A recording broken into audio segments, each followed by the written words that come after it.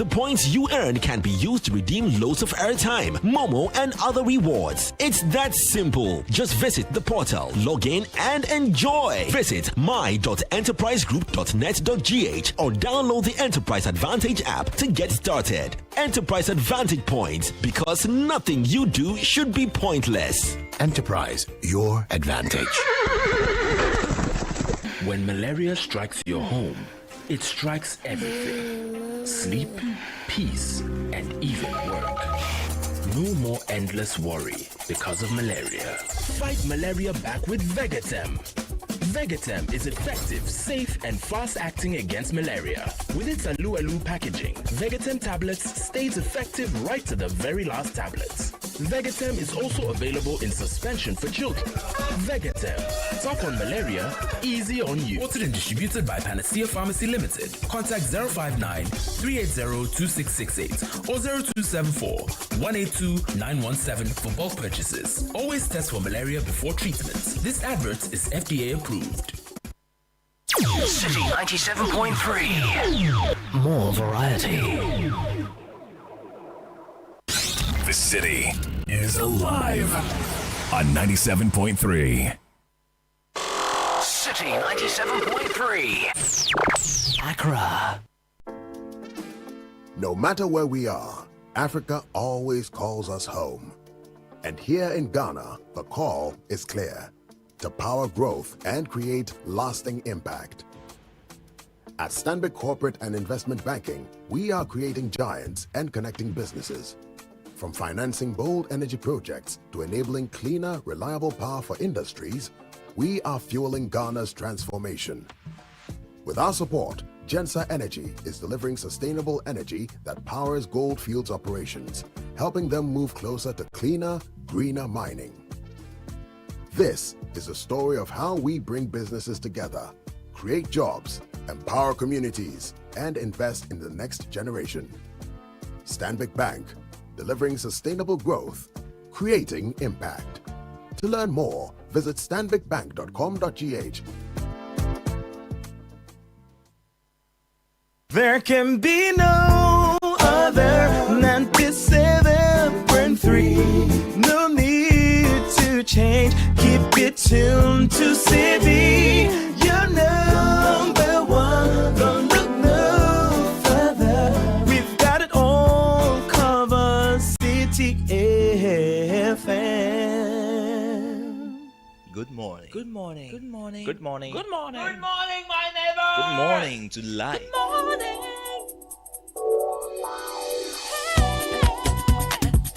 Music, talk,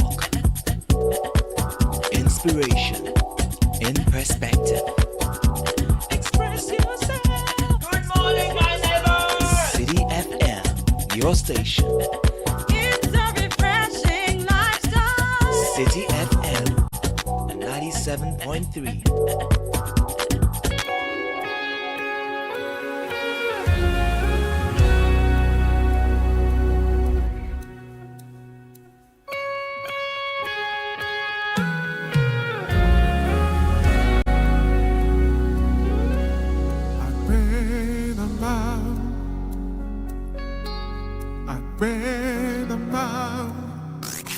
Unleashing the power of relevant radio. This is Citi 97.3.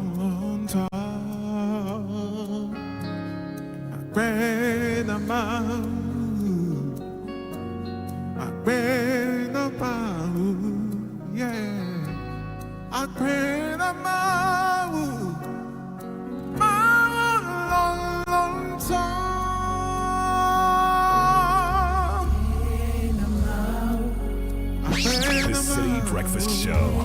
Rise above the noise. This is the Citi Breakfast Show. The city's biggest conversation. We give you thanks, Jesus. You can join us and sing up in the mountain.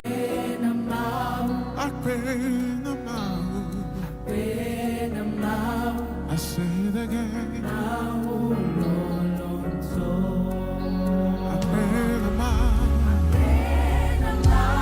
You cannot sit down and say, I've been a man.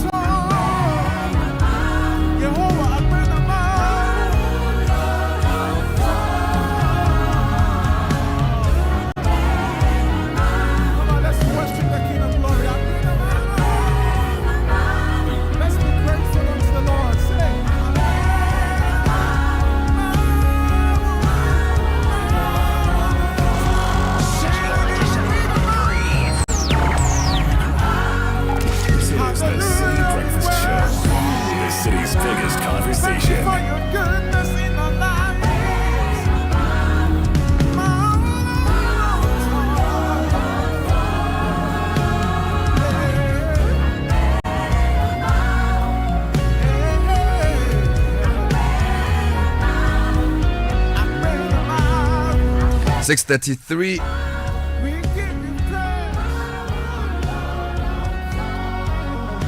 David Living and Ernest Finting bringing us to a new morning, a bright new opportunity to use the gift of sound to glorify the maker of all the universe.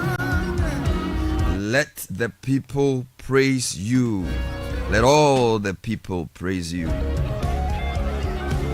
Oh, let the nations be glad and sing for joy, for you shall judge the people righteously and govern the nations on earth. Let the people praise you, O God. Let all the people praise you. Then the earth shall yield her increase. God, our own God, shall bless us. God shall bless us, and all the ends of the earth shall fear him. That's all the song is saying. We're bringing you a fantastic show from now till 10 o'clock, starting off with business sense, brought to us Stanbic Bank. At Stanbic Corporate and Investment Banking, we partner with businesses driving Ghana and Africa's growth from energy to mining, infrastructure to trade. We finance the ideas and enterprises that empower economies. Our partnership with market leaders in the energy, trade, and mining sectors prove that when ambition meets expertise, growth is inevitable. Call Stanbic 0302-815-789. Speak to our CIB team or visit stanbicbank.com.gh to get started. Stanbic Corporate and Investment Banking, driving growth, creating sustainable impact.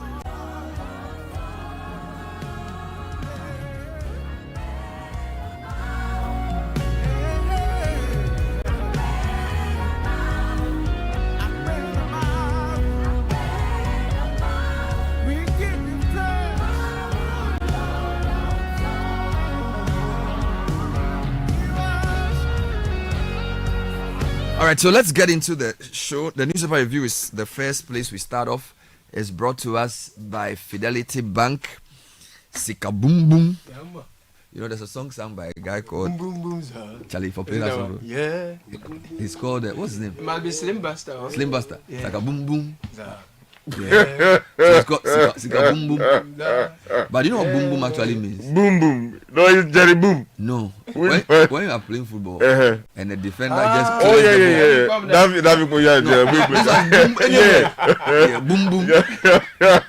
Yeah, so we are giving multiples of 5,000 boom boom. Yes. Just deposit 500 cedis and then you hear boom in your account. The money will land like that. Zillion. And if you fall for your leg top, they put you in break. Yeah, so anytime you hear this song, Show me your love. Zaga boom boom boom za. Yeah. I'm shaking me. Zaga boom boom boom za. Yeah. Yakusha. Zaga boom boom boom za. Yeah. I'm shaking me. Zaga boom boom boom za. Yeah. Yakusha. yeah, his name is Slim Buster. Yeah, man. But he's no longer slim. No. He left the Buster. No, he left a legacy. Okay. Chala, but why don't we do break dance again? It's internet. No, Chala, no, this generation where they come down, they don't see anything. They are doing different things. There was a day I decided to go back and watch Michael Jackson. The music video, Smooth Criminal. Thank you. I said, they don't make musicians like this again. Oh, bro. They just can't use disco lights. Disco lights, some AI voice. Can it be? Chala, can it be now? No, right, they say one side. They are doing moonwalk, Charlie, breaking, purity. You know. So maybe we should do a show. Tell some men, see how we can do those things. Charlie, for myself, Charlie, the good old days. Charlie, break dancing. I did so reinvent. Charlie, they will do Slim Buster, Jimmy Quiz at Vikabamba. Charlie, just bring the sound system. One footage. That was entertainment. Charlie, these days, Charlie, people don't know what entertainment. Charlie, they wear their shaking material, the shine one. My brother. Oh. No. Saka boom boom. Charlie, Charlie Kewudi, you are the man in charge of this diaspora business. So let's do a breakdance version of diaspora. Charlie? Yeah. No, it will be. Let me take you to the Ghanaian Times for this morning. UER farmers face existential threats still from donkey slaughter and climate crisis. Professor Kanto. Charlie, so much is happening in the north. Our donkeys. Charlie, it be serious matter. What else is there? Also on the front page this morning, we are told military recruitment in Accra resumes Thursday across 8 centers. Great news. Daily Graphic leads with the swearing in of the new Chief Justice. President has charged him to uphold judicial integrity. There's a lovely photograph of the new Chief Justice, Justice Paul Bafuboni, and the Vice President and the President here as well. VAT reforms to boost business growth. DRA boss is speaking here. Let me take you to the Daybreak newspaper. The big story says, Letha chairs ELWAC Stampede Board of Investigations, and I'm talking about Brigadier General Cornelius Kobla Letha. Also on the front page this morning, Baumia storms Central Region to consolidate lead. Guta warns against VAT restructuring. Daily Guide, police abduct Kwewu Hema. NPP diaspora chair rejects proxy voting, backs PEC decision. Let me take you to the Catalyst newspaper. Accra Kumasi Expressway to be completed in 3 years. That's a beautiful story. We hope that it happens. Also, the front page this morning, Women's Development Bank is here. Comes with a photograph of the Vice President, Jane Nana Opoku-Agyeman. Daily Post this morning, President Mahama swears in Justice Paul Bafuboni as new Chief Justice, and Chief Justice Bafuboni vows to uphold rule of law and respect the separation of powers. I take you to the Overseer, my final newspaper for this morning. Ato has restored hope after 8 years of mismanagement. That's coming in from Steve Mantial, who is hailing the 2026 budget presented to Parliament. Also on the front page this morning, Gold Board denies 3 billion Ghana Cedi loss, calls Asasi Radio reports false and misleading. Comes with a photograph of the chief executive of the Gold Board, Sami Jemfi. Final one from me, OSP bully boy in 5-hour elevator rampage, lawyer grilled, stabbed and slapped with bogus charges in explosive corruption probe. Hey, the New Republic. Take your time. They're saying OSP bully boy in 5-hour elevator rampage, lawyer grilled, stabbed with bogus charges in explosive corruption probe. And then Palace coup in Kwewu sparks firestorm as exile chief returns. NPA marking their 20 years of petroleum regulation is also captured here. CitiNewsroom.com, Ghana could earn $20 billion from labor export program. I wonder where they get these figures from. Ghana could earn $20 billion from labor export program. We haven't calculated it. According to a special initiatives minister. Is there a minister for special initiatives? Yeah, well, I don't know about special initiatives. Apparently, some guy called Emmanuel Kojo Ajekum. Maybe he's at the office of the president. I don't know. I didn't know anything about. Okay. Edward demands mandatory 1-year warranty on school desks. Yes. Bagbin says my tenure as minority leader wasn't chaotic, so he's sort of hitting back at Penyo Makin. Atoforsin seeking prudence with 2026 budget. This is Professor Khalid. Meanwhile, Kabiru says government revenue targets are unrealistic. In other stories, GMA says sedentary lifestyle, poor diet are fueling a diabetes surge. Meanwhile, Iryoko rates Nigerian cyber fraud ring at Mataheko Afienya, 7 rescued. CJ says our uphold rule of law, respect separation of powers. Channel 1 News. 2026 budget offers stability and certainty. Professor Khalid speaking on the same point of view. Meanwhile, Deloitte says the budget targets are too cautious. Government in talks to procure new ferry, according to Kwewu Afram Plains Member of Parliament. Meanwhile, Nanabi response, Professor Fimpo Mboatin says 2026 primaries fully constitutional, top-down claims unfounded. Meanwhile, Sky, road crashes continue. 3 dead, several injured in Tamale Buipe Highway crash. And Gender Ministry condemns viral video of man assaulting woman and calls for justice. Some of the videos we're seeing these days, Sky, it's just unbelievable. The kind of things people do.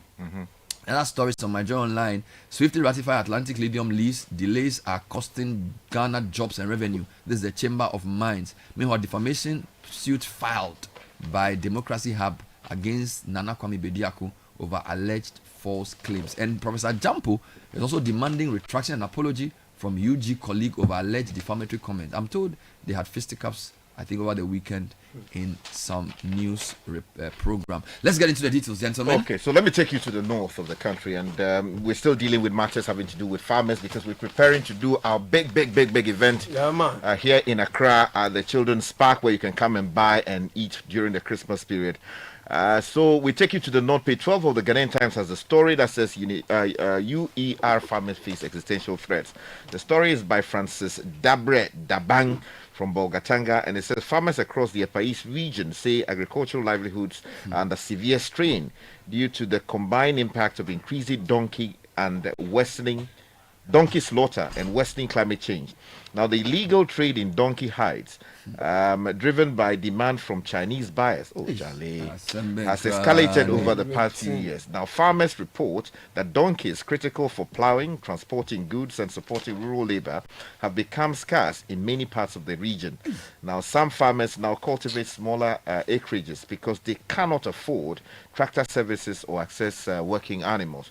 Now, according to local accounts, between 150 and 200 donkeys were slaughtered daily in some communities between 2021 and 2024 to meet demand for ijao. Is that how they So there's there's something they use for in the beauty and cosmetics industry. So some people say it's anti-aging, and it's found in donkeys.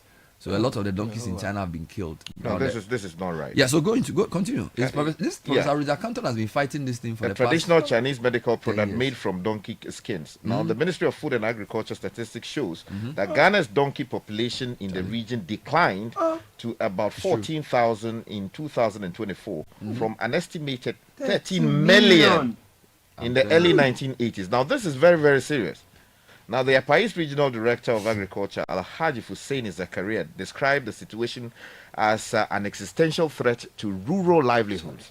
He said mechanized farming remains limited in the region, making donkeys indispensable for smallholder farmers. Now, this is a crisis situation, and I think that the Ministry, National Security, Interior Ministry, Ministry of Foreign Affairs, there has got to be an interagency cooperation to deal with this particular problem. Absolutely. Now, uphold judicial integrity. President tells new CJ Kester Abraham Crunchy writes from Jubilee House on the front page of Daily Graphic this morning. A hushed sense of solemnity fell over the auditorium of the Jubilee House yesterday as President John Dramani Mahama swore in the new Chief Justice. He becomes the country's 28th Chief Justice and the 9th since the start of the Fourth Republic in January 1993. The President described the investiture as standing at the intersection of law, history, and service. In a speech that was both a charge and a pledge, the President declared his unwavering commitment to the independence of the judiciary, affirming it as a vital pillar for the health of Ghana's democracy. Quote, an independent judiciary is not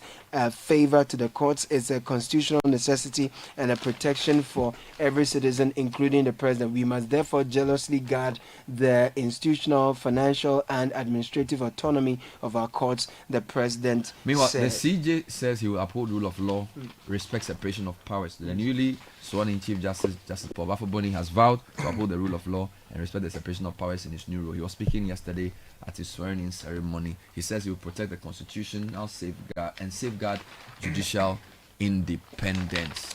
Okay, Bernard, let me take you to another story, a huge one on Gold Board. Apparently, Asasi Radio did a story and the Gold Board is denying it. The story is inside the Overseer newspaper. You find that on page 2 of the newspaper. It says that the Ghana Gold Board has denied reports claiming that it recorded losses exceeding 3 billion Ghana cedis in its first year of operations under the new gold aggregation and export regime. Now, the denial comes in response to a report by Asase News suggesting that Gold Board had recorded estimated losses of 3 billion Ghana cedis in its first year. Now, the report alleged that the board was losing an average of 8,000 Ghana cedis per ounce of gold, approximately some $25,900 per kilogram, taking into account logistics costs, assay differences, and foreign exchange fluctuations. Now, in a statement issued by the Media Relations Unit, Gold Board described the reports as quote-unquote entirely false and deliberately contrived to undermine the successes and significant contribution of the Gold Board to the revitalization of Ghana's Take economy. me to El-Wak and when they are resuming. Yesterday we spoke to Captain Joe Ahin, who said they will resume the recruitment exercise on Thursday. That's right. There's also a committee that's supposed to investigate what happened. Right. And they are also giving the modalities for doing. Daily Guide has details on page number 3. GAF resumes Accra recruitment exercise in 5 centers. So the Ghana Armed Forces will on Thursday, November 20, 2025, resume its suspended 2025-2026 recruitment exercise in the Greater Accra region after last week's tragic stampede at the Elwak Stadium that left 6 people dead and several others injured. In a statement issued by the Public Relations Directorate, GAF announced that the screening exercise will now be decentralized across 5 key locations with a total of 8 sub-centers created to prevent overcrowding and ensure a safer process. We heard the PRO this morning on persons not to accompany their relatives Basically, to the if you place. are not a potential recruit, do not be there. Now, scores They of actually said anxious they will arrest applicants people. besiege Sunyayi Post Office premises for security service forms. GNA is reporting from the Bono region that scores of prospective applicants on Monday besieged the premises of the Sunyayi main post office as the Ministry of Interior opened the sale of security service forms nationwide. Okay. The ministry announced the sale of service forms effective Saturday, November 15 to Friday, December 19 to provide opportunity for prospective applicants to be enlisted in the Ghana National Fire Service, the Ghana Immigration Service, and the Ghana Police Service.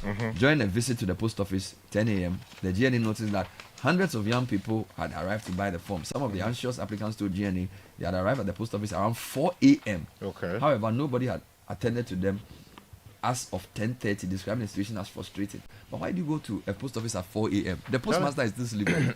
You know, Master Samson Boati, one of the applicants, shared the sentiment and called the ministry to do more to speed up the sale of forms. Sky, the desperation in town for jobs. You have no idea. Mrs. Joyce Mensah also expressed worry that the entire process is very annoying because nobody here cares about us. They have not even come to explain anything to us. However, when contacted, an official of the post office told the GNA that the sale of the forms was expected to commence at noon. The story doesn't tell us whether at noon it did, they did start. Anyway, but now let me take you to a related story on page 3 of the Daybreak newspaper.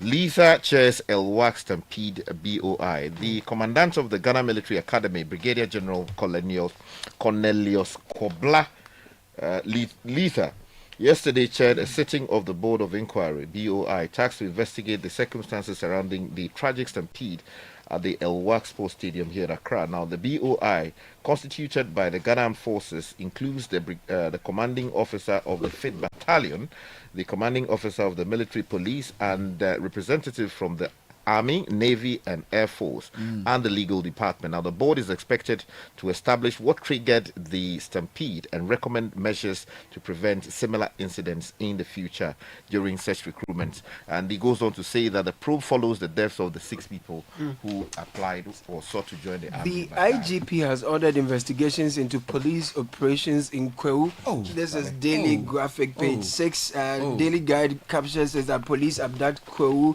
Hima. But let me give you the graphic version. Emmanuel Boni writes that the Inspector General of Police, Christian Tete Yono, has ordered investigations into the circumstances surrounding a supposed police operation in a matter connected to the traditional rulership of Kweuman in the eastern region. The operation, said to have been conducted at dawn yesterday, stirred controversy over the whereabouts of the paramount Queen Mother of Kwewu, Nana Adjoa Jemfua III, in the aftermath of the supposed police operation. Now, a statement issued by the police administration via an X Spaces account directed the release of the Queen Mother of Kwewu, who was said to have been arrested following the said operation by some officers yesterday. Nana Jemfua has since been released. A subsequent post by the police said yesterday. Now, the police said the IGP had directed the Police Professional Standards Bureau to conduct an investigation into the circumstances surrounding the operation and to sanction any officers found culpable. Let me give you a quick mining-related story. Swiftly ratify Atlantic Lithium lease. Delays are costing Ghana jobs and revenue. This is my Joy Online story by Caleb Ahinakwa. It reads, the CEO of the Chamber of Mines, Engineer Kenashigbe, has called for the expedited ratification of the Atlantic Lithium mining lease, cautioning that prolonged delays are causing Ghana to lose both economic opportunity and its competitive edge within the sub-region. Speaking to journalists on the back of renewed discussions about the project, Dr. Ashigbe stressed that while Ghana had stalled, neighboring countries were rapidly advancing their lithium industry. You know the background of this, right? This matter came up a couple of years ago. We debated lots of things. It appears movement hasn't happened on this. Okay. The Chamber of Mines linked the setback to the controversies that surrounded the mining lease when it was first laid before Parliament last year, saying the impasse has had significant consequences for the host communities and the nation. Okay, Bernard, let me take you to the Catalyst newspaper. There's a big story that many of us are excited about. Accra Kumasi Expressway to be completed in 3 years. Yes, we'll name it Mahama Highway. The story says it's by Bernard Dako. And it says that Ghana is on the verge of a major infrastructure and economic transformation with the proposed 198.7 kilometer Accra Kumasi Expressway, a project set to serve as a catalyst for national development. Now, designed as the country's first modern 6-lane bi-directional Class A expressway, it promises not only to connect the nation's capital with its commercial heartland, but also to drive industrial growth, create jobs, and boost productivity across the economy. Now, according to the minister responsible for finance, Kezela Toforson, the project will be completed within 3 years before President John Dramani Mahama leaves office on January 6th. The budget has many things. There's a part of the budget a lot of people didn't hear. Attorney General will defend 400 civil suits. So in listing the allocation to the Ages Department, the Finance Minister made some revelations. He says the Office of the Attorney General and Ministry of Justice will, this coming 2026, defend about 400 civil suits, as well as review 100 agreements and contracts. It will also prosecute at least 1,700 criminal cases. Sky, imagine, 1,700 criminal cases from an estimated 1,900 dockets expected from investigative bodies. Dr. Atuforsen, Minister of Finance, said when he presented the 2026 budget statement and economic policy, I didn't hear this. He said the ministry monitored the implementation of the 2024 annual action plan and assessed the gift misusage across the regional offices. These evaluations strengthen accountability, improve financial reporting, and deepen compliance. Sky, I think we need reforms to even allow private lawyers to prosecute. Imagine if you are an AG and there are 1,900 dockets. That's serious. How many can you even have the faintest idea about? Of course, you have men and women working for you, but I think you are right. We may have to have private firms subcontracted to work on some of these for the kind of due care required in these matters. Yeah, because in the absence of that, we are left with police officers. In some cases, they are not interested. They will just pursue the matter. People's lives are especially when there are no high-profile political cases. The state doesn't seem to be interested. Meanwhile, these may be cases that are very, very important for people's human rights. Bernard, the Speaker has launched scholarship for MPs and parliamentary staff. So the Speaker of Parliament, Alban Sumana Kingsford Bagbin, has launched a scholarship scheme designed to expand educational opportunities for MPs and staff of the parliamentary service. Are you kidding me? The Speaker Scholarship, which is in collaboration with the Noble International Business School, NIPS, will provide over $200,000 worth of reduced tuition packages for beneficiaries to pursue masters and doctoral programs so it's like in governance, leadership, and public sector. Take your time. So there's a business school, and maybe they've come up with a way in which they'll have subsidized school fees to pay. As against he giving them money to go and study somewhere. The way the story is written suggests something different. So as in Parliament we are complaining about absenteeism. They are adding this one. There are many issues going on there. MPs going to school, but it's not only MPs who are going to school. Yeah, but everybody's going to school. The whole of Parliament. Take your time. Take your time. It's not even just Parliament. Are you going with this? Parliamentarians spend more time in school than they spend in Parliament. Yes, you can check with Odikro. It's true. Not a lot. No, some. Well, most parliamentarians go to school. No, what? And spend more time in school than they do in Parliament. The question I have for you is that is it a bad thing? Yes. Why is it bad? We'll discuss it when the show starts. Now, but Scarlett, let's put the story in context. So is the Speaker giving them money? No, the Speaker's scholarship, which is in collaboration with the Noble International Business School, NIPS, will provide over $200,000 worth of reduced tuition packages for beneficiaries. What I'm saying is that you have to be careful there, because for ordinary Ghanaians who are struggling to pay school fees, to hear that a Speaker has given scholarship to MPs sounds some way. Maybe he knows the people at Noble Business School and they are saying that if you're an MP coming, we will give you a reduced package to pay to attract you. I think that's different from he taking money from state coffers or his own pocket. Whatever it is, it has to be. But why are they going to school? Is it that the work is hard, they have to learn more? As a matter of principle, I'm not averse to, people trying to grow themselves academically. We all seek to grow. But in public service? I think the difficulty that Akoto is stating, which many people share, is that do we have to use the Republic's time to engage in studies? So you have situations where some MPs leave the jurisdiction for 3 months or 2 months, or to go and study, come back. They do modular courses. In some cases, we've had but ministers do full-time law courses. Why can't they go when Parliament is on break? Why can't they go when Parliament is on break? But the academic calendar is not framed according but to if a school can give scholarship to admit MPs, they can also adjust their modular calendar to admit MPs. Yeah, but so many of them are foreign institutions. Oh, so they are flying out. Oh, yeah. To go and study whilst they are MPs. Yes, it's not. Hey.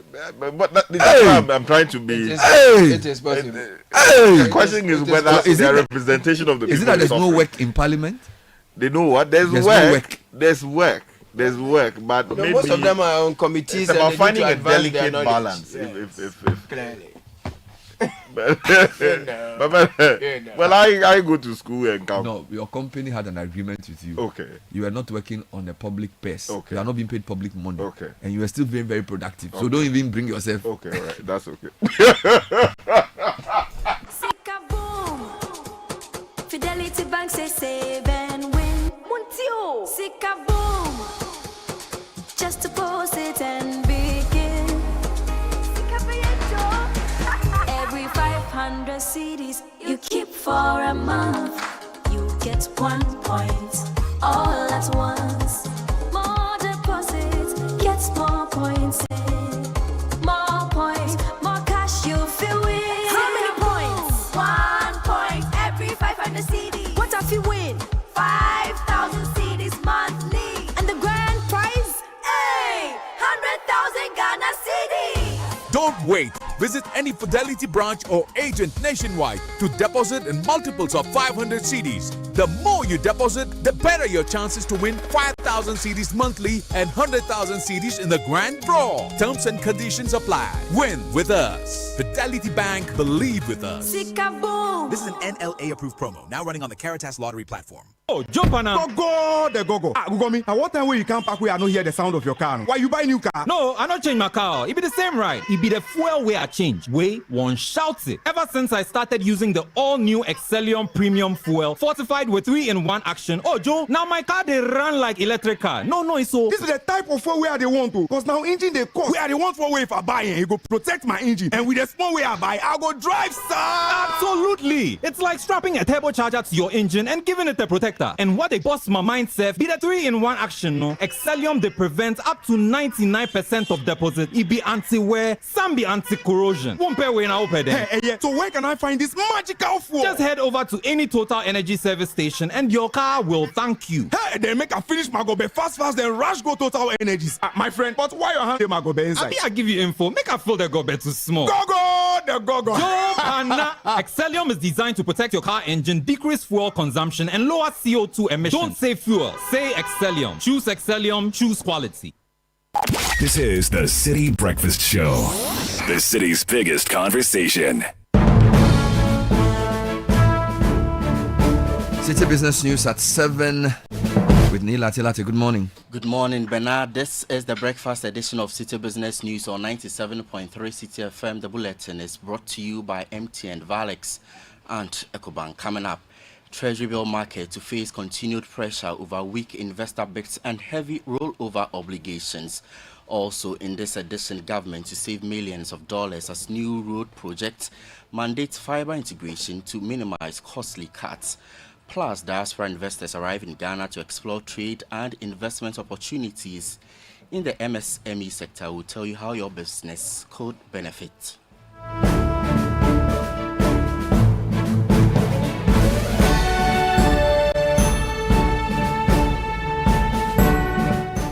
Grateful for your time this morning. I am Ni Latte. Details now.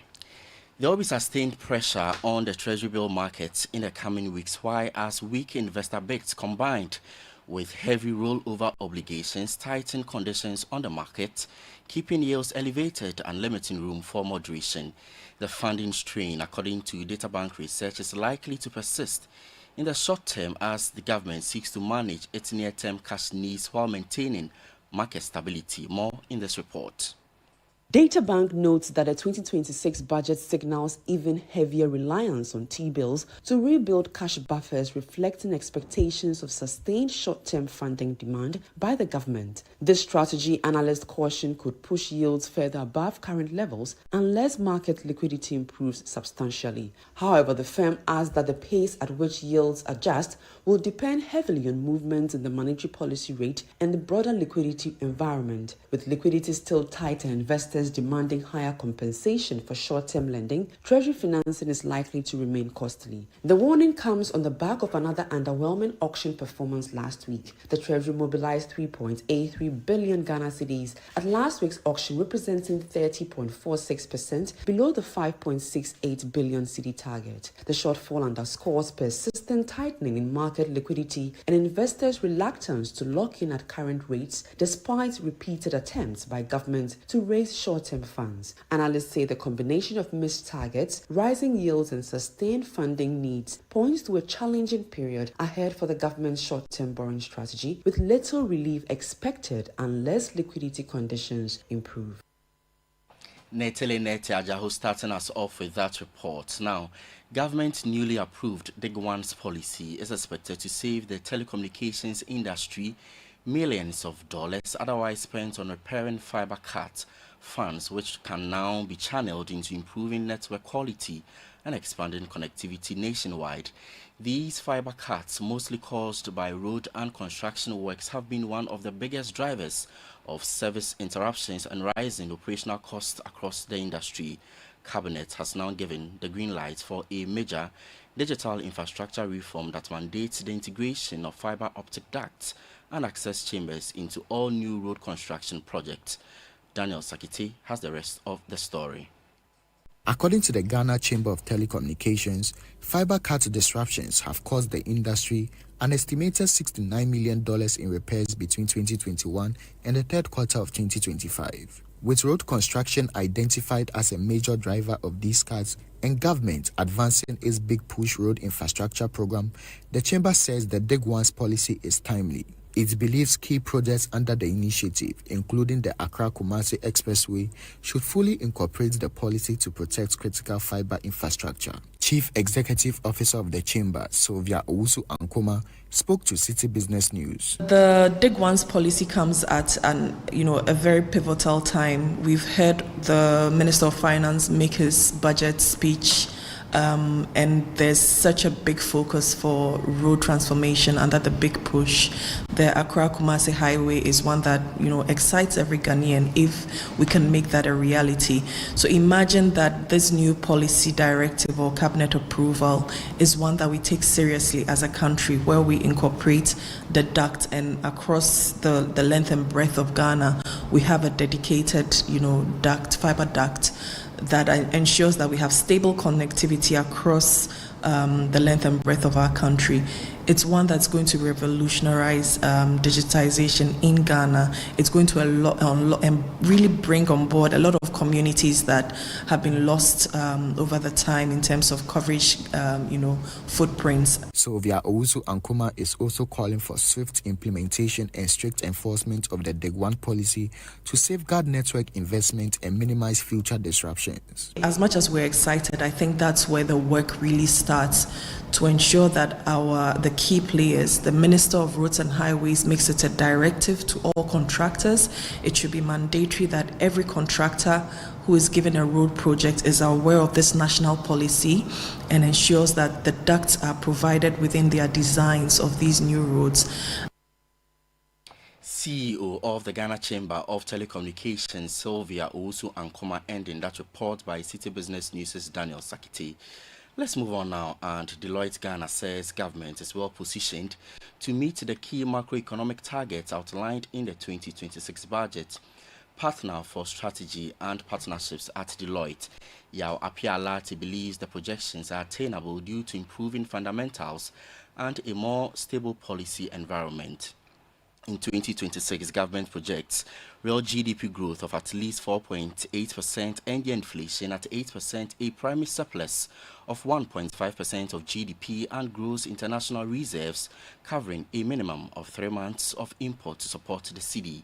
Speaking on Channel 1 TV's The Point of View, Yao Apialati said the fiscal and monetary indicators show government is on the path to hitting those benchmarks. If you have achieved GDP in the first half of a year, your GDP growth is about 6.3, and then you are projecting end of 2026 to achieve about 4.8. And even the year that you are in, that you are around 6.3%, your target is about 4%, and you are only increased by 0.8 percentage points in next year. I think it's just something that you can achieve. Yawa Pialate is partner for strategy and partnerships at Deloitte Ghana. To Energy Now, where government is hopeful its gas to power program will bring substantial cost savings by reducing dependence on expensive liquid fuels for electricity generation.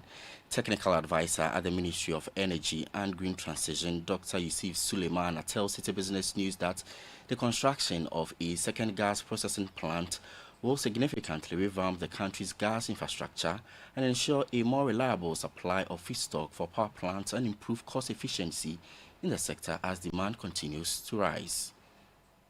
At the moment, whenever we have shortfalls in gas supply, we have to substitute that with liquid-based fuel. And liquid-based fuel are quite expensive. Apart from environmental friendly nature of it, they are quite expensive.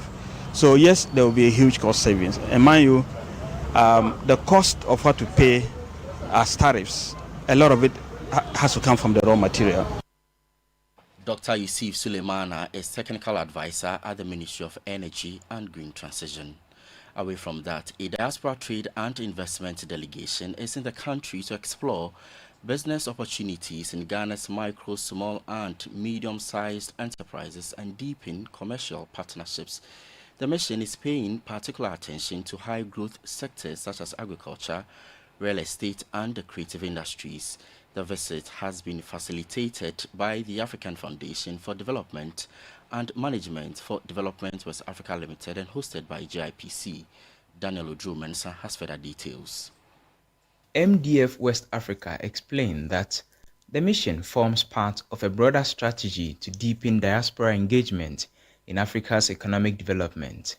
The organization noted that with the right support systems in place, diaspora investors can play a transformational role in enhancing Ghana's MSME sector and accelerating inclusive economic growth.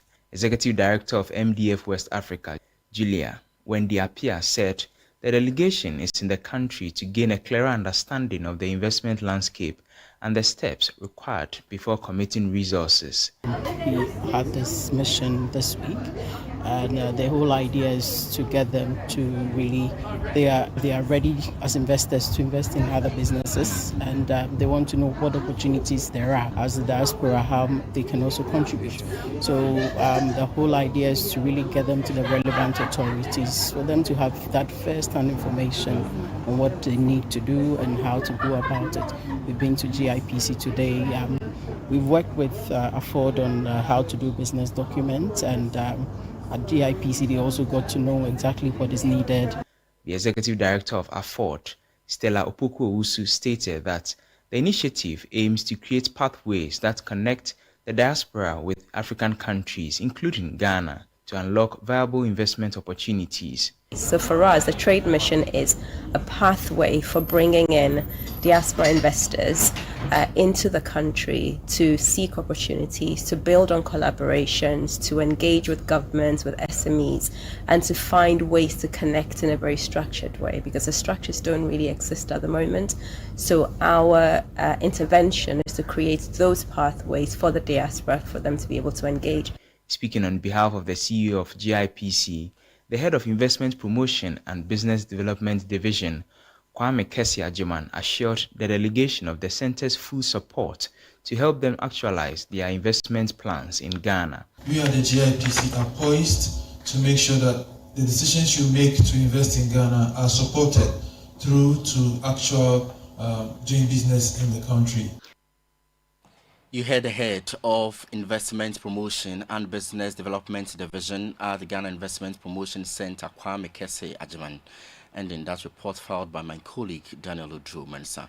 On the forex market this morning, the dollar is trading at 12 cedis 35 pesos, the British pound at 16 cedis 30 pesos, that of the euro could be sold to you at 14 cedis 20 pesos. Mind you, these are average rates from forex bureaus close by and not the interbank rates published by the Bank of Ghana. And that's it for the breakfast edition of Citi Business News. Our top stories and more on citinewsroom.com/business. I am Ni Lati. Thanks for listening and do have a good business day. Hey, Ruben. Every 2 seconds notification. The Momo keeps on coming. It keeps on coming, eh? Ma, I am the community Momo man now. People send money, and with the Momo app, every payment is done. My transactions are flying. Hey, Adeng. Ah, ma, you didn't know, eh? Over 2 million Ghana Cedis is up for grabs in the Stillman Saka promo. Transact more than 100 Ghana Cedis with your Momo app, and you could win daily, weekly, and monthly cash prizes, and 100,000 Ghana Cedis grand prize. And it's not just payments and money transfers. Bank to wallet transactions, savings, loans, investments, pensions, POS transactions, and Momo transactions from other partner platforms qualify. This promo runs in collaboration with the NLA on the Caritas Lottery platform. Terms and conditions apply.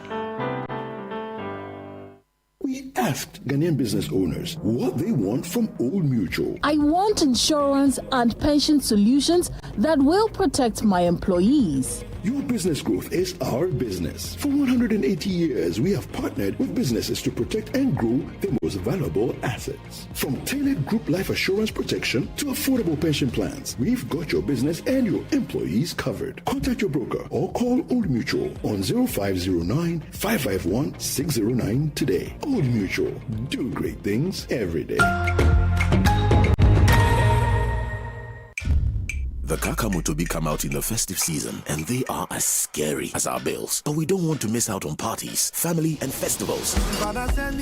Whether you say Akwaba, Maraba, Wezo, or Obake, EcoBank says tap into fives in the 5-star enjoyment promo. Be one of 10,000 lucky winners when you deposit multiples of 400 Ghana cedis or take a loan in multiples of 4,000 Ghana cedis to win up to 1.5 million Ghana cedis in cash and prizes. 1-year insurance cover, gift vouchers, and more. That's not all. Use your EcoBank card, mobile app, USSD, or POS to transact and enjoy up to 15% discount. Tap into vibes with EcoBank. T's and C's apply. Bills shouldn't scare you. EcoBank, the Pan-African Bank.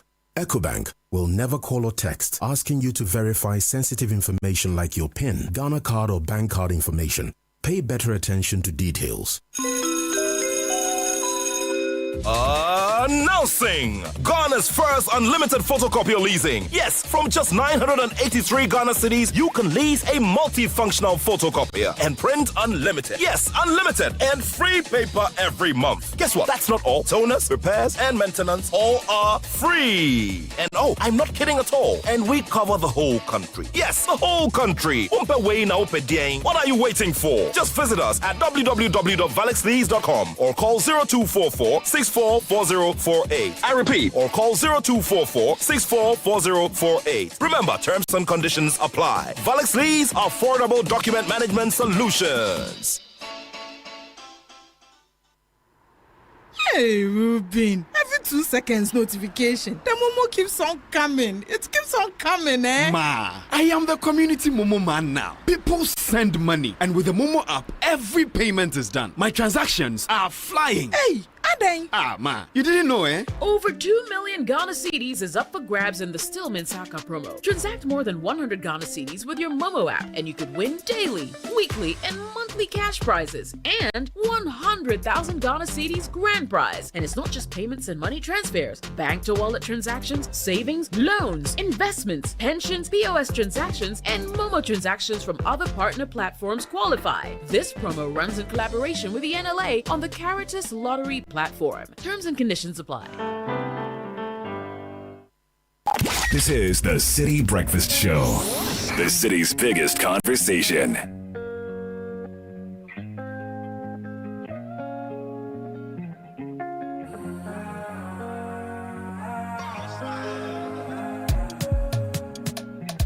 Let's say a big thank you to Valex Lease. They've made life easier for offices, schools, and print hubs. We no longer buy photocopiers, we lease and print unlimited. Thanks to Valex Lease Equip Limited, Ghana's first unlimited photocopier leasing service. From just 983 Ghana cedis a month, Ghana cedis, you can lease a reliable multifunctional photocopier and print unlimited. Free paper, free toners, free cartridges, free repairs, free maintenance. Nationwide coverage across all 16 regions.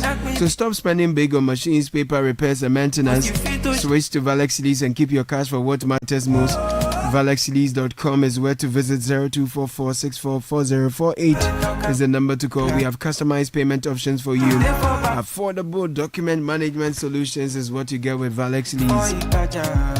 It's Christmas already. Can you smell it? Christmas is around the corner now. This festive season, bills shouldn't scare you because you can enjoy free cash from EcoBank in the 5-star enjoyment promo. Simply deposit in multiples of 400 Ghana cedis or take a loan in multiples of 4,000 Ghana cedis to build points and enter a draw for a chance to win your share of 1.5 million Ghana cedis in cash and prizes, including 1-year insurance cover, gift vouchers, and multiples of 10,000 Ghana cedis. And there is more. Customers who transact with their EcoBank card or use the digital platforms enjoy up to 15% discount on rides, experiences, events, and more.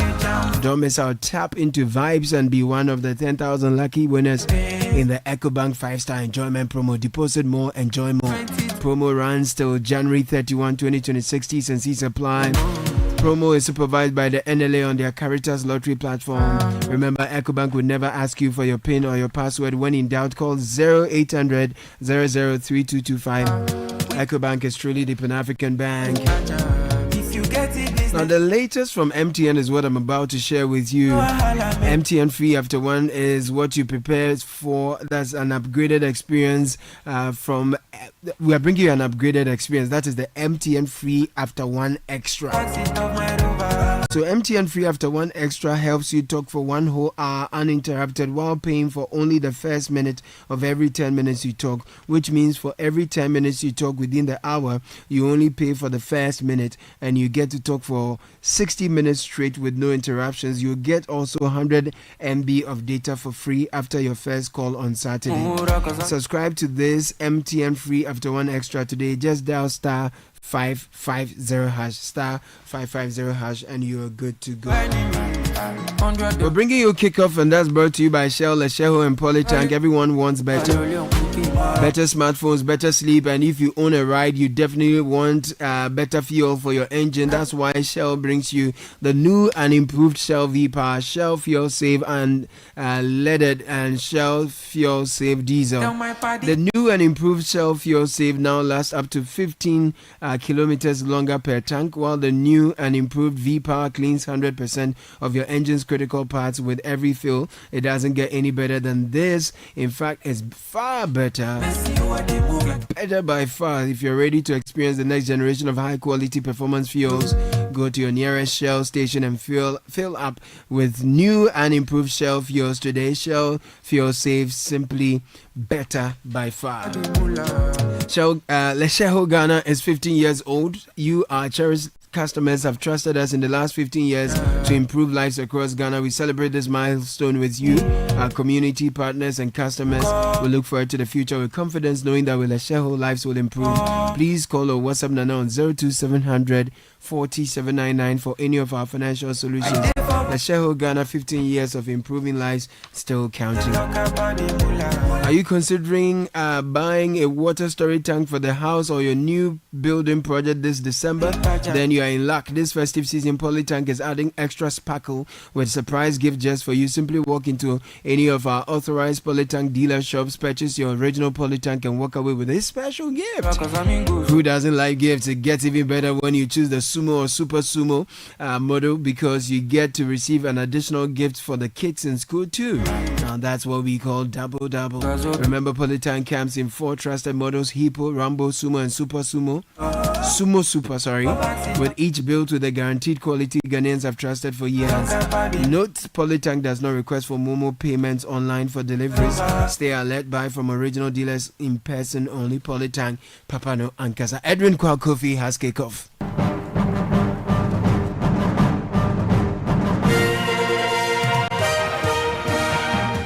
Welcome to the Tuesday edition of Kickoff on the City Breakfast Show. Kickoff is powered by Shell Go, Wall Politangana's on the GH and Lesheho. Let's improve life. We start with the Black Stars, who are gearing up for their second Kirin Cup game against South Korea later today at 11 a.m. Head coach Otoado says the team is fully prepared after the opening defeats to Japan and have been training to match the intensity and tactical discipline of the Koreans. So a lot of matches from South Korea, we know what they're capable. They have a lot of very good players in the defense, like Kim from Bayern Munich, but also up front they're very strong with Lee from PSG and Song definitely, and Wang, for example, and another Lee from Mainz 05. So we know them very well. I think they've had some good results. Also the last result against Bolivia, where they played very well, and so we know their strength. It was going to be a difficult match. That was Black Stars boss Otoado. Now let's hear from winger Kamaldeen Suleiman, who's also upbeat, highlighting the team's focus and readiness to respond. Obviously, it's an opponent we've already played. It's a different team that we played them a few years ago, and I know they also have different players. And like the coach said, we know their strength. We know they've got good players from the back all the way to our front. So I think it's going to be a good match. I think it's going to be a tough game for us, but I also think we can beat them. I think we've got the quality to beat them, and we are going to try to do that. That was winger Kamaldeen Suleiman. Meanwhile, South Korea's ambassador to Ghana, Park Hyun-sik, gave his thoughts ahead of the game. You know, the prediction is meaningless.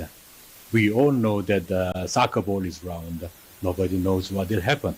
So prediction is meaningless, but my strong wish is I hope that we can have as many chances in the FIFA World Cup to support our team, not just 1 or 2 or 3, but going up to the better rounds. And I'm also happy because as an ambassador, I have another team I should support, I can support. So I'm half Ghanaian, and my Ghanaian name is Kojo Park. I was born in the Monday, actually. So I can support your team also. So I can enjoy the double number of games. You heard South Korea's ambassador to Ghana, Park Hyun-sik. Now let's listen to Ghana's ambassador to South Korea, Kojo Choi, who had to say ahead of the game. But I want to tell all of you that you are ready. All of you are ready. And Korea has so much respect for all of you. Because when they talk about the football power of Africa, Ghana always comes atop. And you are here representing Ghana. So the question that I'm going to ask you is, do you think you are small? I said, no. You guys are big. And you are already big enough. I understand that we faced a very nice defeat in Japan. I understand coach is trying a lot of experiments here and there. And I also understand that some of our, the big boys are not here. I believe this gives us a better opportunity for all of us. This is actually a moment for you to believe in yourself and do that shot which you think that belongs to the big boys.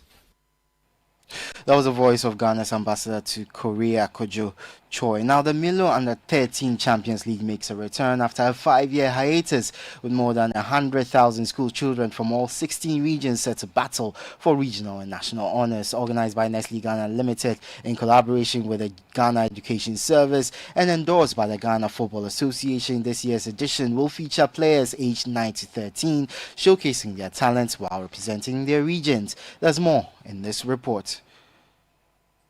The championship will unfold in 3 phases: district, zonal, and the national finals. 16 schools will advance from the zonal playoffs to the national finals, where over 20,000 young footballers are expected to compete. The national stage is scheduled for Parjo Park at the Kwame Nkrumah University of Science and Technology in Kumasi from Tuesday, December 2 to Saturday, December 6, 2025. Sports and Recreation Minister Kofi Adams highlighted the relevance of the revived championship, stressing that its return could help unearth a new generation of Ghanaian stars, just as it did with talents like Fatawi Saku. Football is football only when we invest appropriately at the grassroots level. His Excellency, the President, has made it a clear responsibilities for the ministry and the related agencies to invest heavily in grassroots sports. Nestle Ghana Managing Director Salome Azivedo reaffirmed the company's long-standing commitment to harnessing the power of sport, particularly football, to positively shape young lives. She praised the tournament for unearthing talent such as Abdul Majid Waris, Fatawi Saku, and Kelvin Nkrumah, and expressed hope that this year's edition will review the next generation of stars. The main goal of this tournament is to unearth talent among basic school students through sports, while also promoting skills such as teamwork, discipline, and healthy lifestyles. Brand icon for the 2025 edition, Andre Dediayu, expressed deep gratitude and pride at his appointment, describing the tournament as a powerful platform that shapes dreams, builds confidence, and nurtures promising footballers. I think some of us sometimes forget when we were young and knowing the opportunity that you're going to have when you're going to play in front of people, in front of fans, is going to be enjoyable. Inshallah, hopefully we're going to get a few professional players out of it one day. But if not, it stays something incredible. It stays an experience, it's memories, it's something that makes you disciplined, teamwork, and it will help them in their future, in their life. So it's not just about football, but it's also about human life.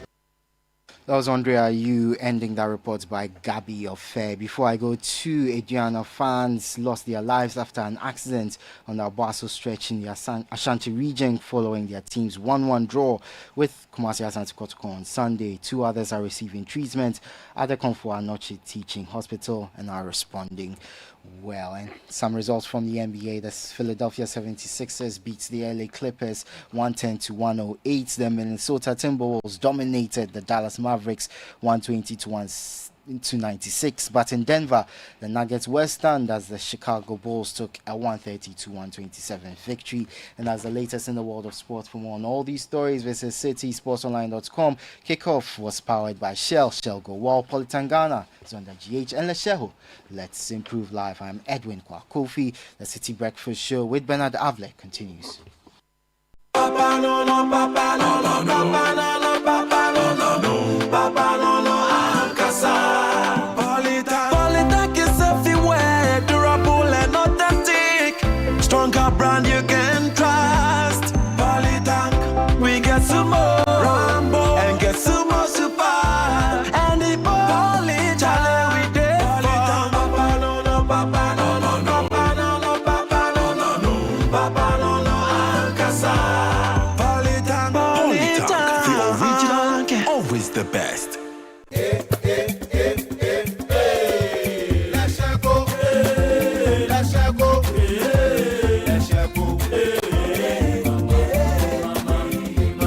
If you need unique services, innovative financial solutions, we deliver on our promise, cause we are number one. Let's share go, we improve your life.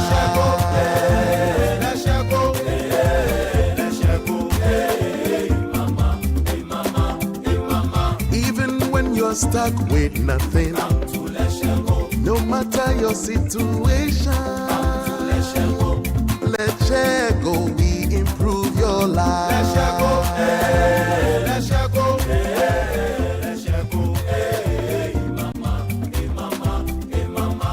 Let's share go, we improve your life. I'm telling you, my brother has scored more goals than a Samoa Jack. What? This is impossible. Check the stats. What stats? We can't start. I have seen everything from 1986. Funny thing about us Ghanaians, we'll argue for 3 days straight, but numbers always settle the matter. So instead of just telling you about better fuels, let's do the math. The new Shell Fuel Save lasts up to 15 kilometers longer per tank. The new Shell V Power cleans 100% of your engine's critical parts. Now that's better by far. The next time you think of filling up, choose new and improved Shell Fuels. Papa no no, papa no no, papa no no, papa no no.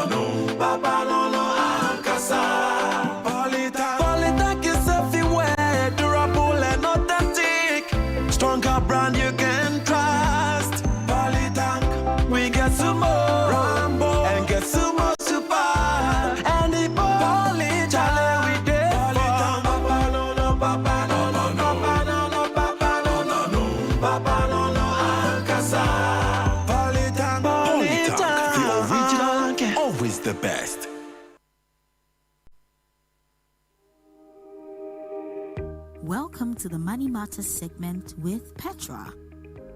We all work hard to build something, a business, a home, a future for our kids. But ask yourself, what happens to all that if I'm not here tomorrow? True wealth isn't just about what you make, it's about what continues. When you invest and protect that investment with life insurance, you're building something that outlives you. Your family deserves peace, not pressure. Petra helps you secure growth and protection because real wealth should live beyond you. Let's do life together. Dial *44*70# to speak to an advisor today. Petra, achieve more.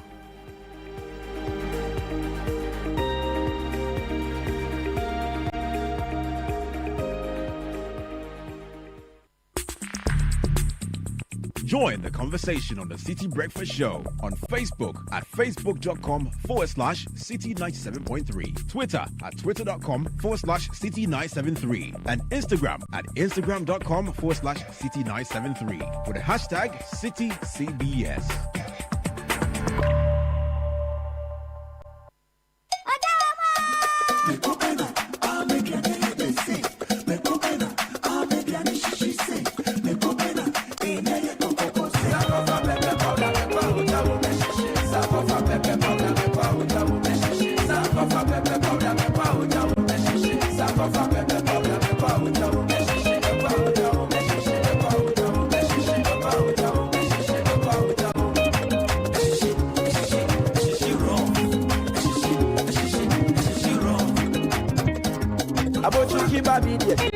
Sankofa, pepper soup where you know, pepper sankofa, sankofa pepper powder, a shishi raw. Sankofa pepper powder, sankofa pepper powder,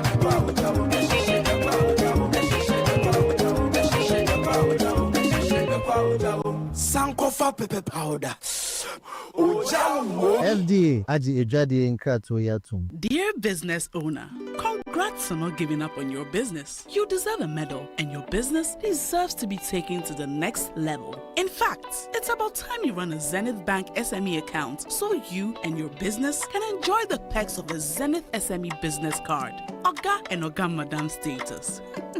The Zenith SME Business Card is a Visa debit card for making secure payments for goods and services. Enjoy great benefits such as free customized digital SME training, free marketing toolkits, access to Visa practical skills training, and more. Unlock the potential of your business today. Visit any Zenith Bank branch nationwide and sign up for the Zenith SME Business Card, the ultimate payment solution for SMEs. For more information, visit www.zenithbank.com.gh or call 0302 680-884 or 0307-086-370. Zenith Bank, in your best interests. Good afternoon, sir. Good afternoon, madam. Is that not my daughter's picture and name on your school's billboard? Oh, yes. But why? Is that how things are done? Oh, madam, but I thought you would be happy to see your child's picture on display by the school. She's a star. Star for where? Look, take that billboard down right now. My child and I need to know when our personal information is being shared, how it is shared, and what it is used for in any organization. It is my daughter's personal space and her privacy matters. Why would you do that? Madam, please, exercise patience. Assert your privacy rights. Request erasure. Restrict the use of your information. You can give and withdraw consent to the collection, usage, and disclosure of your information from any organization. It's your right. It's the law. Privacy is everyone's responsibility. To learn about your rights and more, visit www.dataprotection.org.gh or call 0256 301533. Remember, privacy is personal.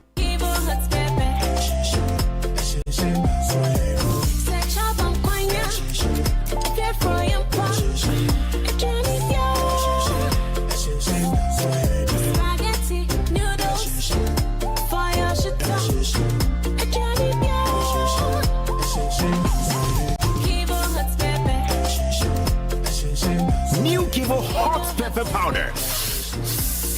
Loco shoe. This advert is FDA approved. Whether you're buying watcher from your favorite spots in Osu, shopping online for the latest styles, or booking your next getaway to Dubai, MasterCard gives you the freedom to pay your way. Insert, tap, swipe, click. So many options, yet so easy. With layers of security protecting every payment, your money stays safe. From Trotro to travel, MasterCard connects you to the life you've earned and the one you dream of. Ask your bank for a MasterCard today. MasterCard. Safe, convenient, priceless. This is the Citi Breakfast Show, the city's biggest conversation. The Citi Breakfast Show. Rise above the noise. Virginia, Baltimore, all around the world, and your girl gets this message that you ain't coming back. She's sitting back in the room, the lights are off, she's crying, and then my voice comes in, pow, in the middle of the night, and this is what I told her for you.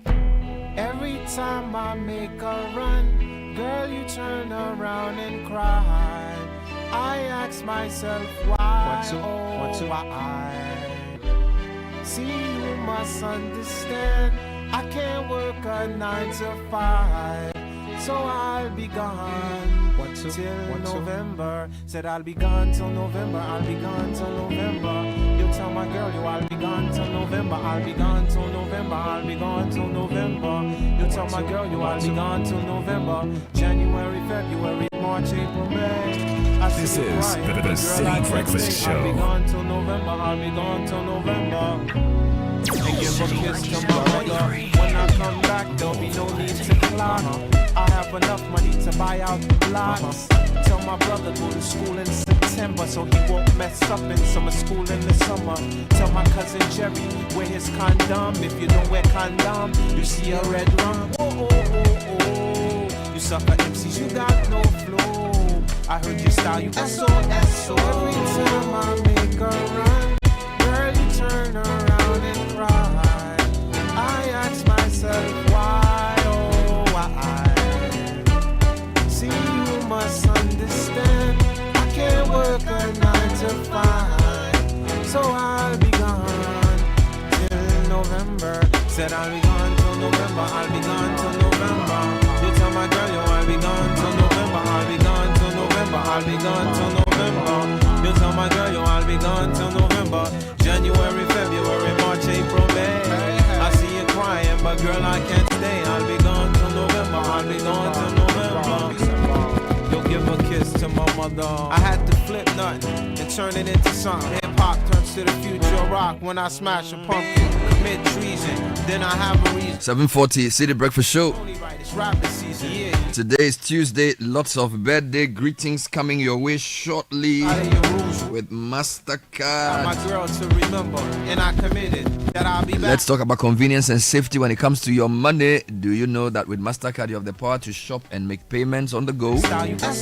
On lazy Saturdays you can buy breakfast, lunch, a snack and dinner all from your couch. With your MasterCard, you can even shop locally and internationally. And if you are out and about, pay by inserting your card, tapping or scanning. Leave cash in the past. Go to your bank and switch to MasterCard today and be on your way to something truly priceless. Today is a popular day for birthdays. Let me run through a few requests. Good morning, Benna. Please help me wish my sweet sister, Mrs. Faustina Ajimandua, a happy birthday. Fausti, I thank God for your life and how far He's brought you. May His grace and favor rest on you. Have a wonderful day. This is from Patrick, assuming. Happy birthday to Mariana La Telemensa of the Greater Accra Regional Hospital and a Champom Memorial Specialist Clinic. Wishing you a day filled with joy and laughter, and may all the things that make you smile come your way. Cheers to you, Marie. This is coming in from Philip. Top choice voice. Happy birthday to Elder Isaac Kor Isando Arthur, Ike Arthur Church of Pentecost, Riverdale Assembly, Atlanta District, USA. From your wife, Antioquia, Mr. and Mrs. Boache as well. So that's to Elder Isaac Kor Isando Arthur. And to Stella Abena Asiedu, aka Mabena. You are at Sotum Chop Bar. Oh, is that what it is here? Sotum Chop Bar from Schoolboy. Stella Abena Asiedu. And happy 18th to Duncan Morris Ousu.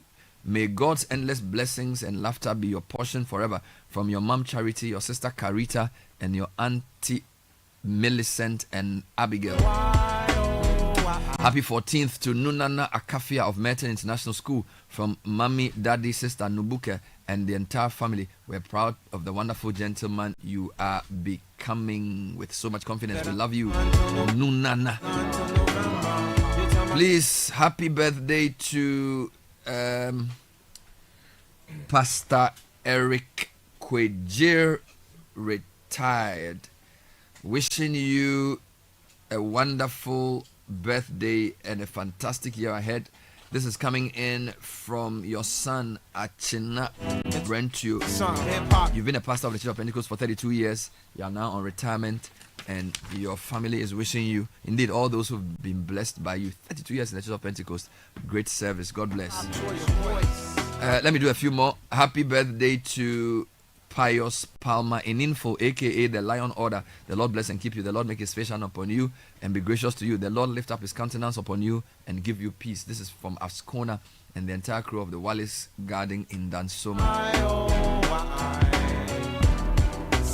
And here's another one to an extraordinary individual who's been an incredible friend and an inspiration to many. Lois Michelle Brusque, on your special day, I want to celebrate the amazing person you are, kind, compassionate, and always spreading positivity wherever you go. This is coming in. Caleb, this person didn't add their name, so I'm not sure where it's coming from, but I'm sure you know. Or the listener would know. Happy birthday, Lois. Cheers to you. Eunice Opoku, a senior public affairs officer, Lands Commission, a listener of the City Breakfast Show. Happy birthday to you. And lastly, to Victoria Dogbe, who is the, I think she's JB's number 2, or she's the deputy head of production, Victoria Dogbe. I call her Vicky Bamba. Oh yeah. Vicky Bamba. Vicky Bamba knowing stuff. Let's do more. Sky. Okay, so happy birthday to Edmond Corte. I pray for grace, mercies, and favor in all your endeavors. Stay blessings from Daniels. Happy birthday, Darius Aisen. May your new age bring you closer to your dreams and fill your heart with love, laughter, and happiness. This is from your dad, Theophilus. This one says, for 19 years, we've built a life filled with memories, lessons, and love. I'm grateful for every moment with you. 19 years of love, commitment, forgiveness, and growth. Thank you for being my partner in everything. We've come this far by grace and love. May our next chapter be even sweeter than the last. Happy 19th anniversary, my dear, from Mrs. Doreen Ofori Manukure of GNPC Supply Chain and Local Content Development. Please wish my younger brother Agbeko Dumo Azameti a glorious happy birthday. I wish and pray to God to grant all his heart's desires. This is from Edmond Azameti from B Hills. Bernard, kindly celebrate our brother for us. Happy 50th birthday to brother Darrow Chate Annan of PCG Calvary Congregation, Hacho, from your wife, as well as Mr. and Mrs. Harrison Ado. And the children. Wish my wife, Mrs. Akusia Eduboahin Eshen, aka Jumia, or who works at Jumia, all the happiness in the world on your special day. Thank you for being the light in my life and a wife who makes every day brighter. You are my rock, my love, and my everything. May your birthday be filled with laughter, love, and all your heart's desires. Thank you for all the sacrifices you do for the family. Happy birthday, my beautiful wife. With love from your husband, Engineer Emmanuel Kujo Awatche Eshen from Ghana Water Limited. Happy birthday to a big sister, Celestine Yawa Egble Wogbe. We thank you for this huge milestone. Thank you for being a trailblazer. We admire your courage, resilience, care, and dedication to your family and all around you. We pray for God's blessings, grace, and favor for the years ahead for this siblings. Let me just do two more, Bernard. Audrey Ni. This is to Audrey Nelly Kwashi of IT Consortium, wishing you a birthday filled with happiness and the satisfaction that comes from a year of hard work and achievement. This is from Simon Peche. And finally, good morning, Bernard and team. Kindly make this is for the Manto family. Mother. Is it Mantiao or Mantiao? It will be Mantiao. I think the way it's written. Okay. This is with a U, not a W though. So, but okay, we'll just say the Mantiaos. Mother MD of DJMJ Enterprise and father customer service manager of Maersk Line. They are wishing their daughter Michelle Selina Mantia of Raha International School Community 25 a happy 10th birthday. 7:47 with a few quick announcements. We're starting off with an update from the military on the recruitment that led to tragedy. The communications person spoke to us on Eyewitness News. We'll bring you some highlights of that. There's a new scholarship bill that's been passed. What are the components? How do we use scholarship reform to unlock the potential of those who have to be schooled? There are concerns about the prioritization of government for roads. A listener sent me a write-up on why Ghana's Eastern Corridor Road must be finished and other projects must finish before government's ambitious 3-year Accra-Kumasi Expressway. All of those are coming up on the show, plus your comments. 054-998-6996. But Christmas is coming early. Yeah. Save up to 50,000 cedis depending on the vehicle you buy from Volkswagen Ghana today. Call or WhatsApp us on 025-638-6896 for more information about our range of models, including the Virtus, the T-Cross, the T1, and the Terramont. If you deserve a brand new car, you can acquire a brand new German machine from Volkswagen today. Hurry while stocks last. Over 2 million Ghana cedis is up for grabs in the Still Mensa Cup promo. Use your Momo app to make transactions of more than 100 Ghana cedis daily and win daily cash from 100 to 200 cedis, weekly jackpots of up to 2,000 cedis, plus yellow base routers or monthly prizes of up to 5,000 cedis. And the mega draw, well, a massive 100,000 cedis with more grand wins of 50,000, 30,000 and 10,000 cedis. And it's not just the Momo app. Payments through bank transfers, POSs, advanced services, and even third-party transactions also qualify. So don't wait. Download the Momo app, transact and win in the Still Mensa Cup promo in collaboration with NLA on the Caritas Lottery platform. Our stories are all different. For some of us, it's the thrill of chasing your dream of opening your own shop. For others, it's how they're able to tap their phones and pay for watching with no stress. Whatever your story is, APSA is ready with digital solutions, travel insurance, free international debit cards, flexible repayment options on loans, and countless other perks that actually match your ambition. So whatever chapter you're on, APSA says, we see your story. Your story matters. APSA. The AGI Industry Awards, in collaboration with the Ministry of Trade, Agribusiness and Industry and the GSA, present the 14th AGI Ghana Industry and Quality Awards. It's on the theme creating a conducive business environment for competitiveness in a 24-hour economy. Guest of honor is the president. Date Saturday 29th November, time 6 p.m. Venue Grand Arena, Accra International Conference Center. Sponsors include Gasem, Softcare, Regulus, Promasidor, Olamagri, Wilma Africa, Coliplast, B5 Plus, Syntex Tank, GCB Bank, Goil, Nestle, Activa Insurance, Acacia, and Petrosol. For tickets, call 024-449-9109. For 20 years, Dejoyo Ghana has helped families turn houses into homes with pools that bring people together. Whether it's weekend fun, fitness, or relaxation, a Dejoyo pool is built for memories that last a lifetime. And here's something truly special. We build your dream pool in just 18 days. With our first world-class French filtration technology, your pool stays crystal clear, safe, and easy to maintain. No need to spend so much cleaning instead of enjoying. Join the thousands of happy families who've trusted Dejoyo for 2 decades. Call us on 0244-281-349 or visit www.desjoyauxgh.com. Don't forget, the Agri Fair is our culmination of a year of commitment to what is grown in Ghana, from rice to maize, from tubers like yam, cocoa yams, vegetables, to eggs, to poultry products, to meat of all kinds, live chickens, all being sold at a 3-day Agri Fair. We started it as an experiment end of June. Now we are perfecting it as a must-attend event for all those who love Ghana. Come and purchase food in bulk at good prices. This year there's been a glut of many things: onions, tomatoes, and even eggs. So the Agri Fair 2025 Reloaded is happening at the Faster Than Children's Park. Come with your kids. There's a lot of kebab and things being roasted. Let your kids see the joys of shopping in a market. Give them bags to hold. Don't give them plastics. Let them bring baskets from the house. Let them have the experience of mingling with retailers and those who sell food in bulk. I can't wait to be at the 2025 Agri Fair.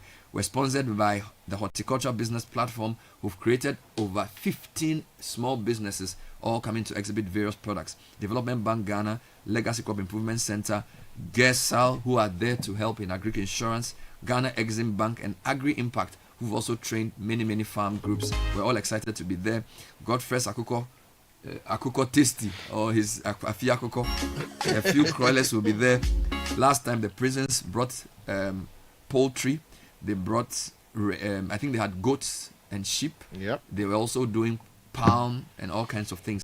If you want to exhibit, you may call 0558 973 973. It's also a good chance to build your brand. You may be a farmer who's producing maybe 2 or 3 products. You can have a nice brand, serve good quality, sell low price, and you have customers forever.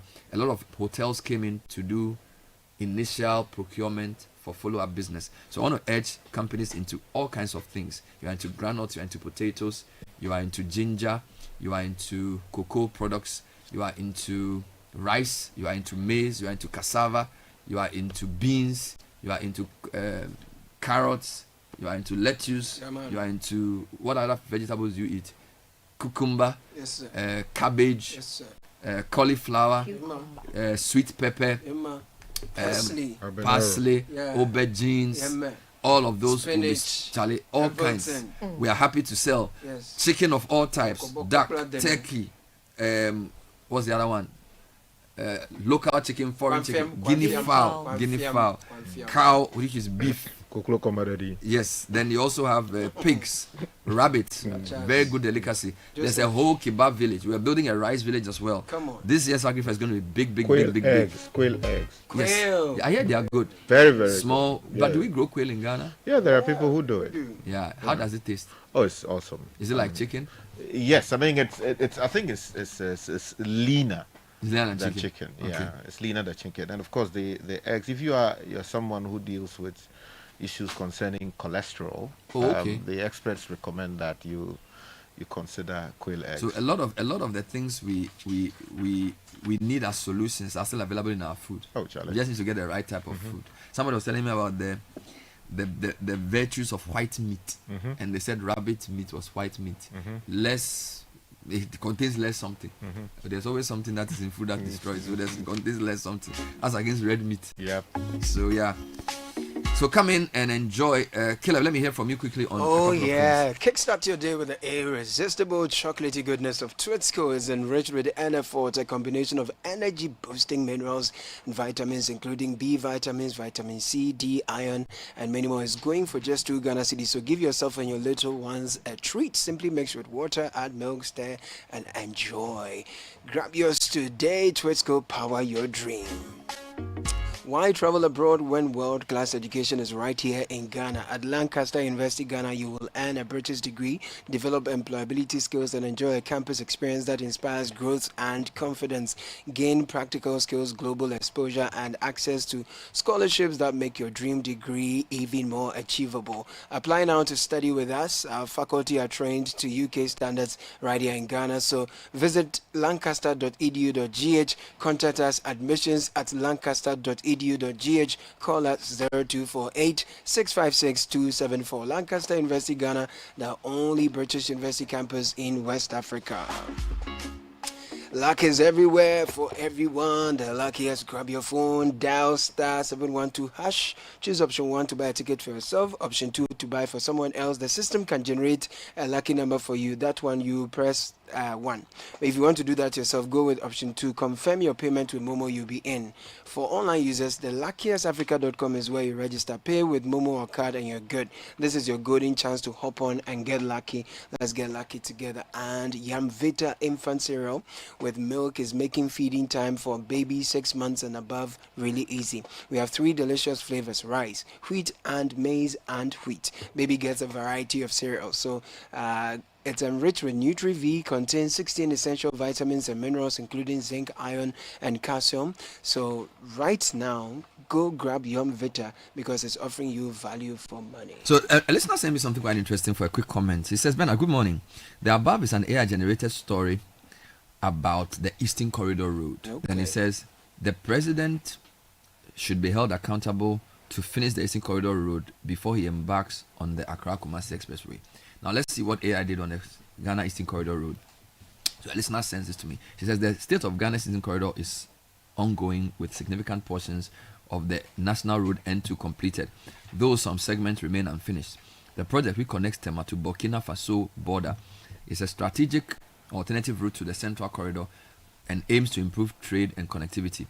While progress is being made, with recent statements and ongoing procurement to address unfinished sections, there are still challenges with some portions of the road.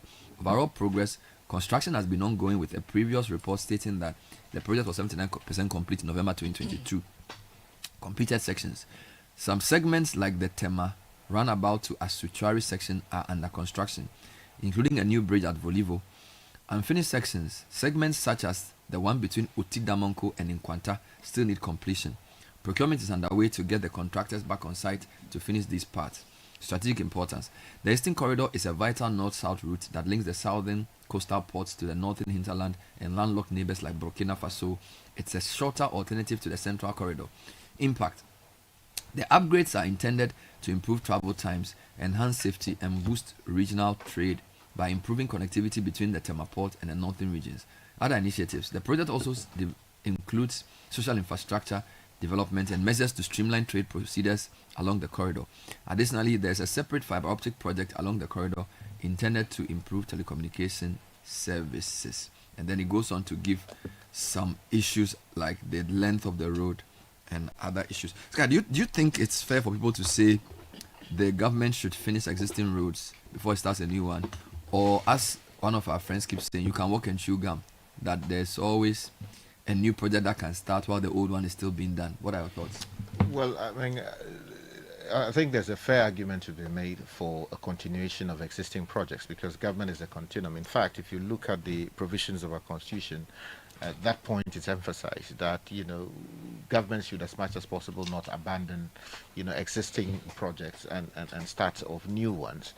But unfortunately, we've not been able to get the National Development what's the name? Is it a commission to enforce its, authority in a way that gets the government to do what should be in the interest of the Ghanaian people? Because if we carry out an audit of all the projects that have been started by previous regimes, not completed, new ones, commence, it would seem to me that the Ghanaian people have lost a lot of money as a result of these uncompleted projects. You go to the Kolebu Teaching Hospital, I can guarantee for you that, there are projects that started so many years ago, in previous governments, they still haven't been completed. You go to Konfanoche Teaching Hospital, recently, it had to take, the Otumfo, together with the former First Lady, and now the current First Lady, it would seem, to seek to complete the maternity ward. There are many other projects like that. We start it, big launch is done, and then, a new government comes in, everything is abandoned. We are not talking about Agenda 111, right?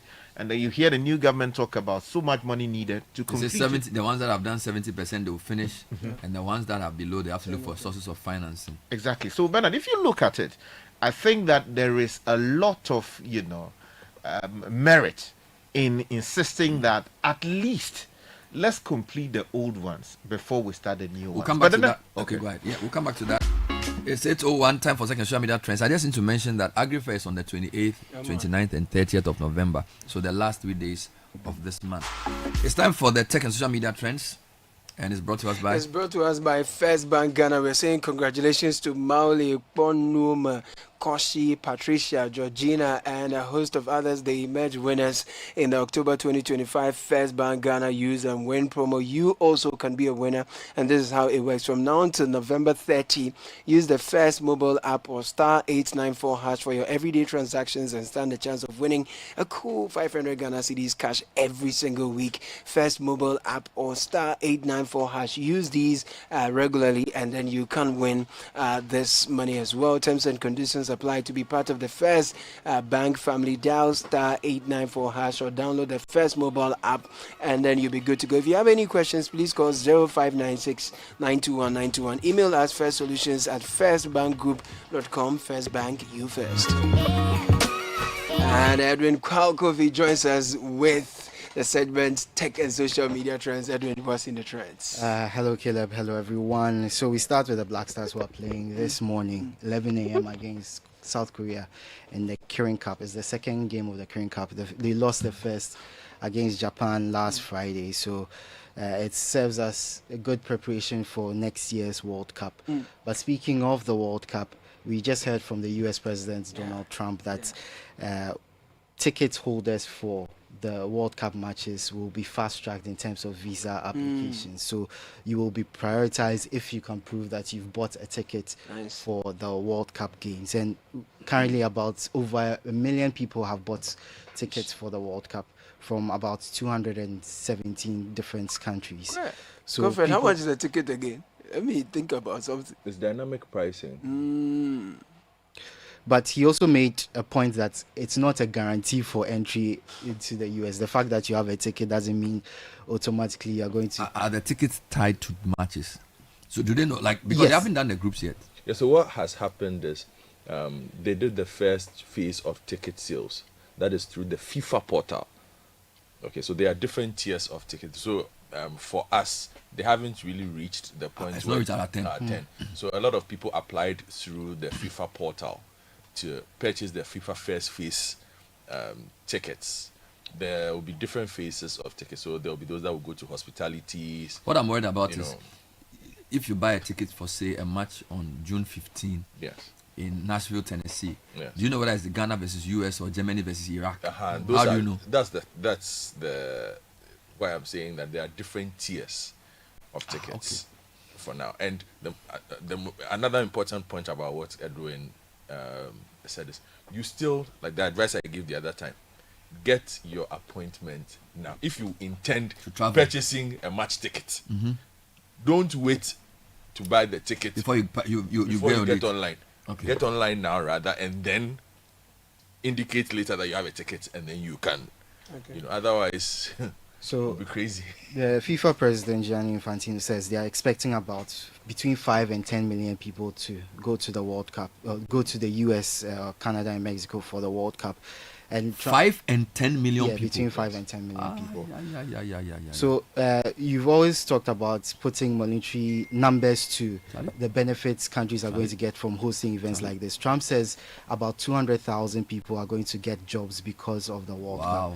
Yeah, so it's a big deal for the United States. 200,000 people.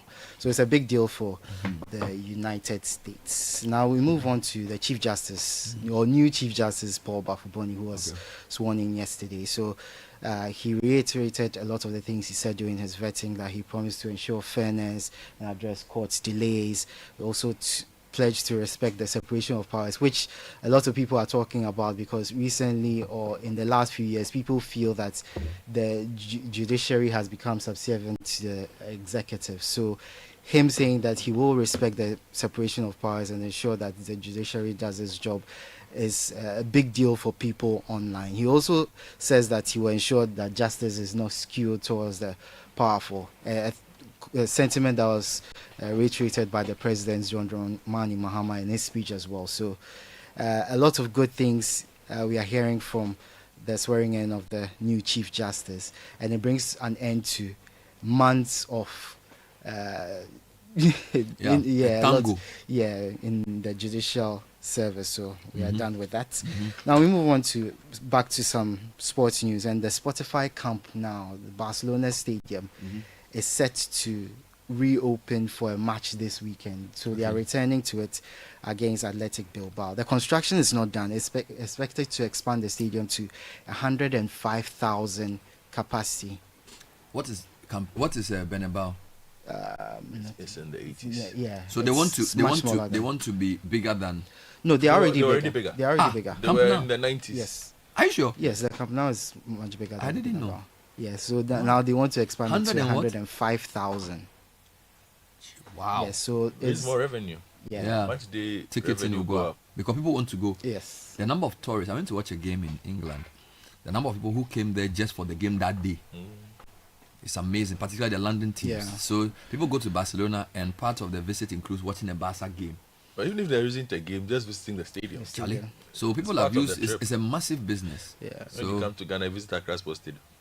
We can do something. We have to stop that. So the renovation is expected to cost about $1.25 billion.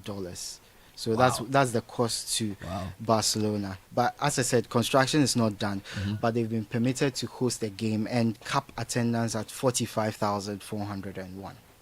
Okay. So that's what's for this coming week. Yes, this coming weekend. Now in tech news, I'll go to the X or Twitter page of the Minister for Communications, Sam Jatta George, who's announced that a package for Ghanaian students. And he says that until December 9, 2025, you can sign up and use the Gemini app for free for 12 months with 2 terabyte storage as a Ghanaian student. So with that, you also get free AI certification training. So you put your student ID in the system? Yes, and then you sign up for free for the Gemini app. So it's the premium service. You get 2 terabytes storage and you can use it for your studies and everything. Does it include students who are MPs? Just a question. Just a question.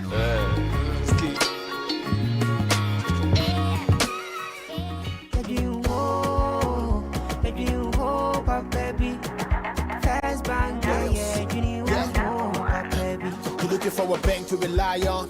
Let me give you a shoulder to lie on. Wouldn't we seek out to bank it, no lie. Only one place where I get my eye on. Make I introduce you all to First Bank, the best services in the world, first rank. Customer service, everything is well planned. I make music, I travel, I sell land. They be my reserve tank. Cause every time I know my money's safe. Universal banking ain't in me here on the date. I'm a busy person, me no need time to wait. Now I got to Spain, even when I'm in the States. My me blue shirt. Me tell me office a chilly, but who cares? Cause I bank with the best. I'm lucky, I'm too blessed. When it comes to First Bank, it's too west. Everything is you first. Woo! Nobody feed you, I'm like us. Do I'm like us. First Bank we treat you first. Treat you first. Somebody see yeah.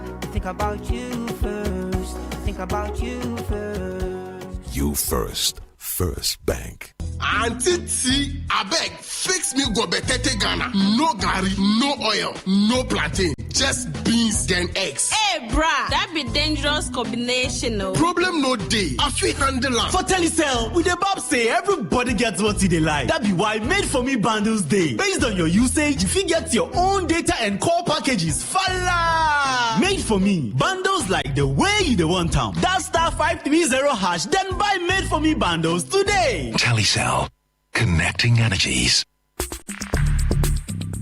Join the conversation on the Citi Breakfast Show on Facebook at facebook.com/Citi97.3, Twitter at twitter.com/Citi973, and Instagram at instagram.com/Citi973 with the hashtag CitiCBS.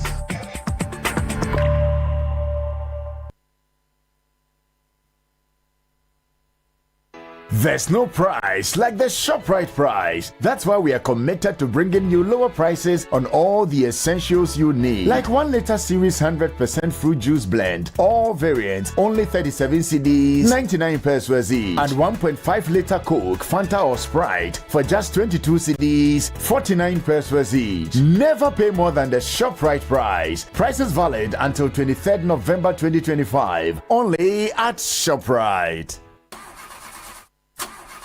No money and payday is 3 weeks away? How do I fix this? Bank loan, account setup, long process. Nah, forget it. Let me see if Fafa can help. That was Dada Joe before he called Fafa. Yes, Fafa from Bank of Africa can sort you out fast. From engine repairs to school fees or side hustle support, Quick Fix Loan from Bank of Africa is here for you. Call 030-224-9690 or chat Fafa at boaghana.com and take advantage of the Quick Fix Loan for salaried workers offered at an unbeatable interest rate with no cash deposit required. Promo is now extended to 31st December. T's and T's apply. Hey, Fafa, wait here.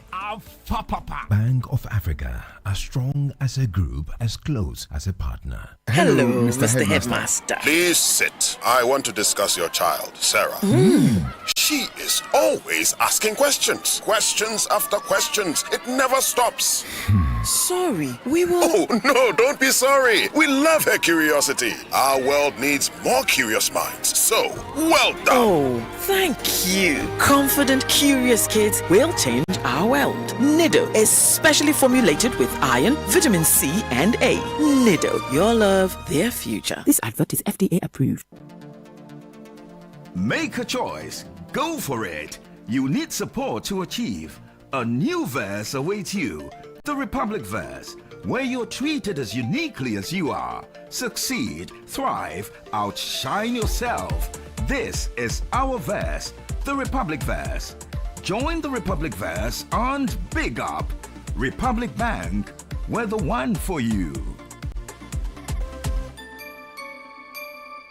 More Cerelac for your city, more goodness for your baby. What are we talking about? The new 300-gram Cerelac wheat pouch is the same great Cerelac you love, now in a convenient 300-gram pouch for easy refilling of your Cerelac tin. Get the new 300-gram Cerelac wheat pouch today to refill, save, and smile. More goodness, less cost. Cerelac, care for them, count on us. This advert is FDA approved. This is a story of inspiration. This is the story of Ajwa Agbugbuleshi and her market delivery business, Big Samps. What started as a small dream has now grown into a thriving next-day delivery business that serves hundreds of families. Behind Ajwa's success is more than just hard work. It's having the right partner by her side, one that helps her dreams grow bigger every day.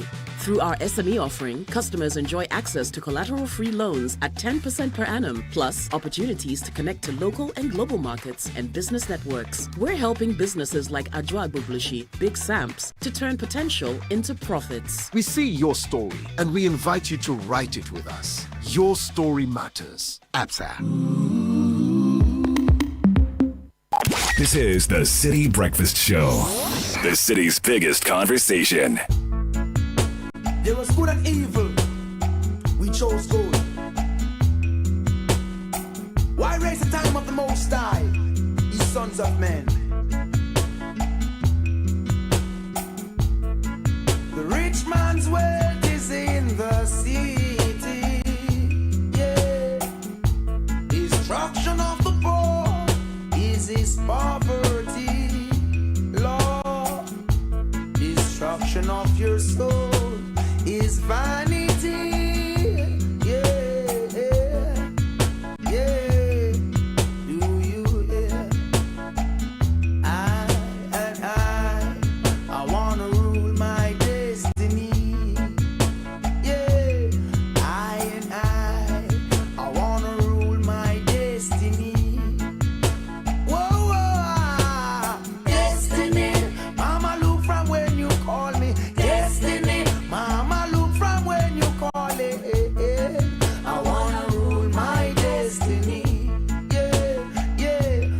Quarter past 8 on the City Breakfast Show. You want a stress-free retirement, you want to become a fulfilled retiree even in sickness, the best insurance to fall back on is SNIT. We provide contributors to the scheme who are incapacitated with a monthly pension due to their inability to work until death. Now, once you're a member of SNIT and a regular contributor, in the event of permanent sickness or accident, SNIT steps in to pay monthly pensions for life regardless of your age. Don't be a member of the Hadanun Club. Take decisive action today. Get enrolled on a SNIT scheme. Call 0302-611-622. SNIT will deliver on our promise. Mama, look from when you call it. Step up on the property ladder. Own a dream house and pay for it within 5 years with no interest from Afro Arab Properties. We have 1, 2, 3, 4 bedroom homes at East Legon Hills, Santor, Ashalibotre, Tema Community 25, Old Ningo, Amasaman, Apollonian, Maijon, and more. Call us on 055-175-3231 or visit afroarabproperties.com for more information. Kickstart your day with the irresistible chocolatey goodness of Twitsco. Is enriched with NF4, a combination of energy-boosting minerals and vitamins, including B vitamins, vitamin C, D, iron, and many more. It's going for just 2 Ghana cedis. Good thing is your little ones also love it, so give yourself and your little ones a treat. Twitsco, power your dream. All right, let's take you into a quick update. The acting DG of the Ghana of Public Relations of the Ghana Armed Forces, Captain Victoria Joahin, has been speaking to Umaru Sanda Amadu about the stampede that took place at the Elwak Stadium last week that left 6 women dead and several others injured. She's announced that there will be a resumption of the Accra recruitment process on Thursday. Here are excerpts of the interview. Recruit hopefuls. The Armed Forces has made fresh announcements. Let's understand further what they are doing. The Acting Director General in charge of Public Relations at the Ghana Armed Forces is Captain in charge, or Ghana Navy Captain Veronica Ajo Ahin. She's joined us on the line. Madam, you're welcome to Eyewitness News on Citi FM. Thank you very much, Imoro Sanda. Most grateful. First of all, it's nearly a week after that stampede that caused that took the lives of 6 young girls. What have been the major interventions and some of the things that the military has done following the death of the 6 girls? Thank you so much, Moro Sanda, sorry. Okay, it's Umaru. Umaru, okay. You are okay. Yes, that Wednesday is a tragic incident. And then anytime I get the opportunity, I think it's just proper that I apologize on behalf of the Ministry of Defense and the Ghana Armed Forces. We extend our condolences to the bereaved families. The Ghana Armed Forces has taken a number of steps, and one of them, under the direction of our Commander-in-Chief, is to constitute the Board of Inquiry, which has started. The officers in charge of the department that is responsible for recruitment have been asked to step aside. We've also come up with new centers to help the process go more smoothly. And so we have Elwak, where we are going to have 2 centers. We have the Nicholson Park, also going to be put into 2 centers. And then we have the Naval Training, the Training and Doctrine Command, also 2 centers. In addition to that, we have the Air Force Base, Accra. It's actually in Bemakam. And then we have the Eastern Naval Command, also in Tema. So we have increased the centers. We have beefed up our numbers. And we are going to be restricting the naval personnel to Eastern Naval Command to undergo their screening process there. We are also going to restrict the Air Force applicants to the Air Force Base, Accra or Bemakam. And then the rest of the centers will be used for the Army candidates. So that is what we have done so far. Aside that, the government also delegated an entourage to visit the families of the bereaved, of which myself and other senior officers were also part. And we went around, and I must say it's a very tragic incident that we are pained, and we really extend our condolences to the family. I see. So you visited the families of the bereaved, the bereaved families. What about the injured? What's the state of affairs? What do you know so far? Okay, thank you. The injured are doing well. They are at the hospital and they are receiving the best of care. On the day of the incident, we had 5 people at the ICU, intensive care. As we speak, 3 of them are doing well and they've been moved to another ward. On the day of the incident, 29 people came to the hospital. As we speak now, we have about 16 currently there. For those in the intensive care now, we have 1 that is also doing well. We are left with 1 who is not doing too well.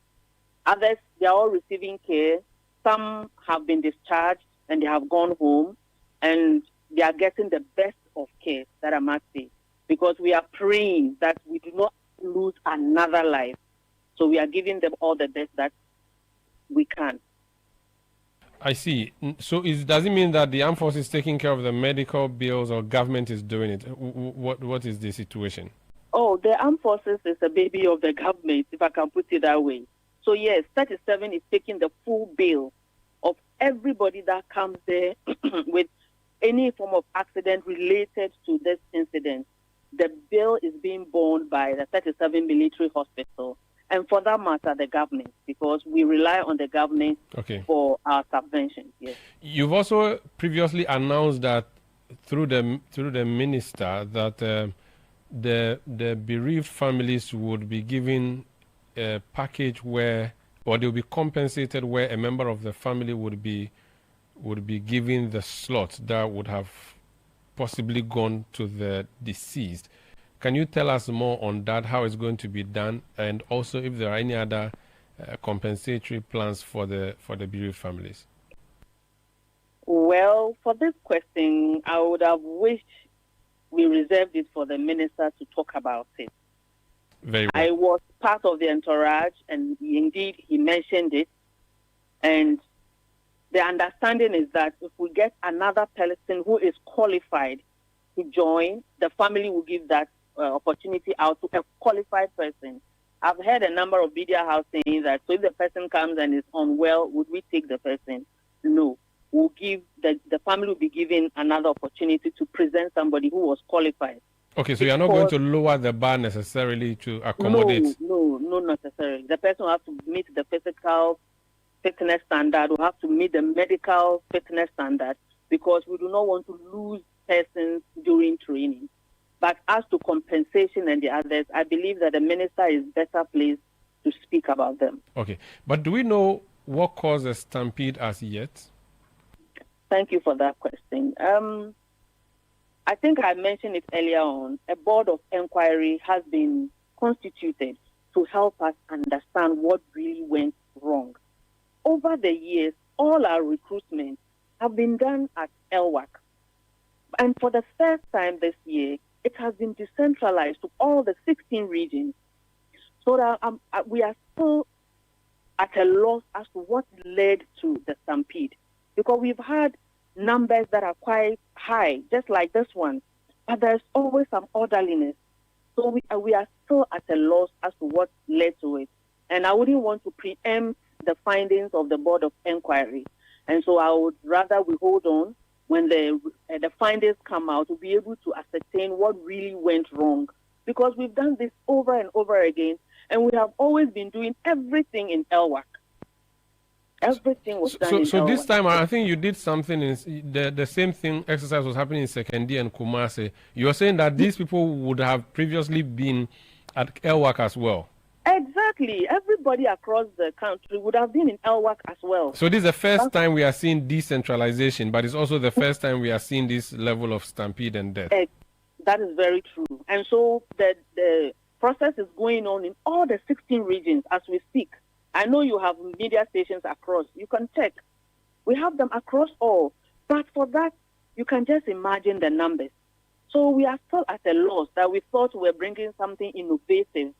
And for this very year, we are having this unfortunate incident. I believe that it is time for us to review whatever we are doing and come out with a better process. It has served us over the years, but unfortunately, it has failed us this year. And going forward, we will take steps to correct it. Okay, now let's talk about what is happening on Thursday. So you've broken it down. You said those who are going to the Navy would go to Tema.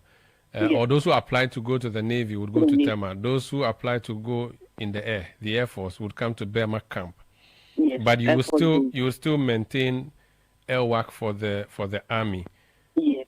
You've also said that LWAC will be divided into two. How would that work out? Okay. So the LWAC is quite spacious, that you can break it into as many parts as you want. But we want to divide it into two main screening groups because of the numbers, so that we do not leave anybody out. So we'll break it into two main screening groups. So we'll have one screening team that will have the medical team, the records team that will check their certificates. We'll have a team that will check their, we'll check their physical we'll do a physical check. For instance, if it's flat foot, if the person has knocked knees and all that, those persons, unfortunately, may not be picked because of health grounds. So we are going to have two main groups at the stadium. It can always be divided into two. by using any barricade or anything to divide it. But do we know what So the capacity of the airwork is and whether the numbers that you are bringing would fit? Okay. The numbers that we are expecting in airwork will not be more than 1,200 because each group is going to be 600. The two groups, each one is going to be only 600. So we'll be having 1,200. I know the capacity of the airwork is in thousands. I'm not sure of the exact figure, but I know it is more than 3,000 or 5,000. I think I need to confirm the exact capacity. That's fine. And you are doing. So that was the Director General of the Public Relations of the Ghana Armed Forces, Captain Veronica Adjo Ahin, speaking to Marisanda Amadu. So I think it's heartening to see the new arrangements. The remorse being shown by at least the spokesperson is also pretty obvious for all to see, and we hope that when it returns on Thursday, they do not get involved in any of those confusions that we saw. 8:27. I wanted to turn my attention to something. You know, you made a point this morning about, in fact, when I badged in. Yes. Why did you do that? Sorry. We were doing a newspaper review, and he barged in to say half of MPs are in school. Of course, he doesn't have the facts. I don't have the. Hold on. Caleb read a story. Caleb read a story from the Daily Graphic about a scholarship that was being facilitated by the Speaker of Parliament for members of Parliament. And when you read the details, you're quite right. The headline doesn't reflect the detail in the sense that they are saying, look, there are opportunities that this school is providing for members of Parliament. You can get some kind of professional training, some kind of degree program or diploma program at a cost that is not available to the general public. And that is the agreement that has been done. But the same, my general concern, look, Bernard, I was in the US for a while. Yeah. And it was, you know, the US has graduation season. Yes, please. Bernard. This is last year. This year, Bernard. Almost every time you check, there's a Ghanaian MP graduating somewhere. I checked the one for the UK as well. And it's not like the MPs hide their graduations. They are pretty proud of it. And it's a great achievement. You are graduating with your master's, you're graduating with your PhD. But I ask myself, some of them are graduating from pretty intensive courses, pretty intensive schools, schools that you and I on a regular, you have to stop everything. You have to stop everything you are doing to attend. But all of them, look, I'll tell you a story. When I was entering, the year I was entering Lesiad, I met Professor Kofi Komando, who was director then. And because I was pretty well known then, because I worked on Metro TV, he saw me, I was like, what are you doing here? And I was like, I've been admitted. I just came to check things. My name is the number one. He said, I hope you are coming to the school full time. And I said, yes. He said, yes, because I don't want to see you on TV whilst you are here. That is what Professor Kofi Komado at the time told me. 2006, 2007. You understand? And the reason why I'm saying this is because his expectation was that this is too difficult for you to do and combine with TV appearances and being a journalist at the time. Although these days we do have a lot of our colleagues combine, the schools have also become a bit more flexible. They've created models and schedules that allow people to work and do this. But I am saying that if you look at some of the courses that MPs and our public officials graduate from, while they are supposedly working in Parliament, Bernard. And some are even in the past. Some are ministers and MPs and still doing courses. The other time, somebody outlined somebody says it takes over 6,000 hours to graduate law school. So that's like the so-called something hours, credit hours. No, it's like just human hours. Everything. Okay. How are you a full cabinet minister and doing that course and able to match up those hours? Yeah. And some of them are cabinet ministers whose portfolios are such that they are rarely in the country. Then you add that cabinet position with being an MP at the same time. You visit your constituency, you do this, you do that, you are in school. So which is suffering? The MP work or the school work? Definitely. Okay, what I want to answer. Which one? Are you worried about the quality of the degree they are getting, or the quality of work they are doing? I am worried. Or both. I am worried by both. You see, but more importantly, I can only be more worried by the work they are doing in the legislature, because that is where my public funds go to. As for the school, it is their private affair. Is MP work a full-time job? Yes, Bernard. So why are people ministers Bernard, and MPs? Look, because minister. Wait, I'm coming somewhere. I'm not debating you. If MP requires so much attention, why does our constitution insist that half of the ministers of cabinet should come from parliament? Isn't, if MP work is that difficult, minister work is more difficult, and people are doing two. Bernard, I can speak from a bit of personal experience. My father was a minister. Deputy. An MP. An MP. My father was for many years the head of the Constitutional and Legal Committee of Parliament. Mm-hmm. Bernard, I barely see my father. You hardly saw him. You see, when he comes home in the evening, the files from Parliament that he has to go through, the hands that he's going through something, he's underlining something. The man, in a week, he will barely say 3 words to you. Because which means he was bringing work home. He's bringing work home because, Bernard, between Ministry of Defense, Parliament, go to constituency. When is he going to school? So if somebody is doing the work the way it ought to be done, they won't have time to. It's not possible to add school to it. When the man comes home, and I'm saying for personal experience, maybe he was very excited about being an MP, so he took the work personal. He is easily one of the finest ever we have. So does that mean that he did the work the way it ought to be done? But and that's why I'm using him as an example. Yeah, this has been said even before you. Yes, I know. If I look at how my father operated as a member of Parliament, you don't see how he could have gone to school. There is no way my father could have taken any extra classes anywhere. It was not going to be possible. The work is very hard. Charlie. The work is very, very hard. Basically, every single free time he has is spent looking at a document or attending. And the documents are big too. They are a lot. Or attending to constituency issues. He has to go to something and come back. Then when he's done, he has to go to the ministry and do something. So how are this generation of MPs, how are they managing this miracle? Let me be facetious. They released the list last 2 weeks of empty absenteeism.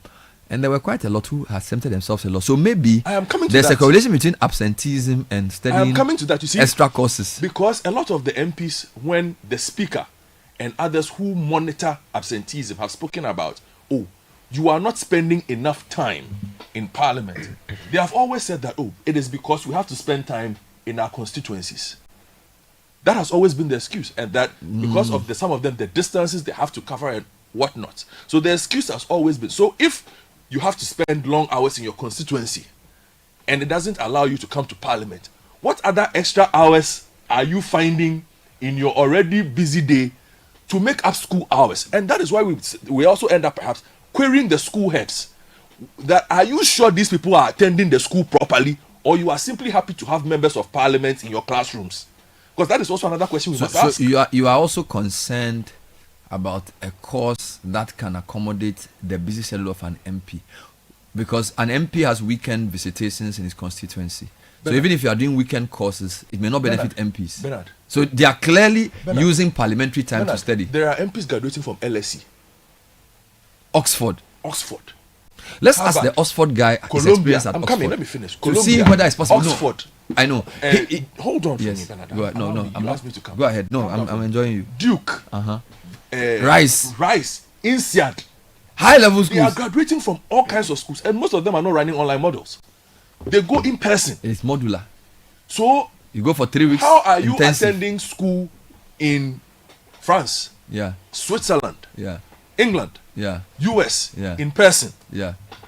Being in Parliament. Yeah. Go to constituency. And be an effective member of Parliament. It's something that we must ask. Devil's advocate. Okay. I did an MBA at Warwick. It was a full-time MBA, so we did it for like 14 months or whatever. Yes. I don't know, whatever. Yes. There were people in our our class, who we met once every quarter, they were also doing a work MBA, but they were doing the modular MBA. Yes. They were mostly high-level business leaders who were very busy. So what would they do? We went in September, sat in class till December, wrote exams, broke and came back, I think, in February and continued. They would come in 2 weeks in December and do class every day. Yes. So they would do class morning till evening. Then they would do group assignments, intensive. So they did maybe Monday, Tuesday, Wednesday, Thursday. Then Friday is group discussion. Saturday they go out to have a meeting to do their project work. They submit. Then Monday they continue. So the 2.5 weeks they come, they do a lot of work.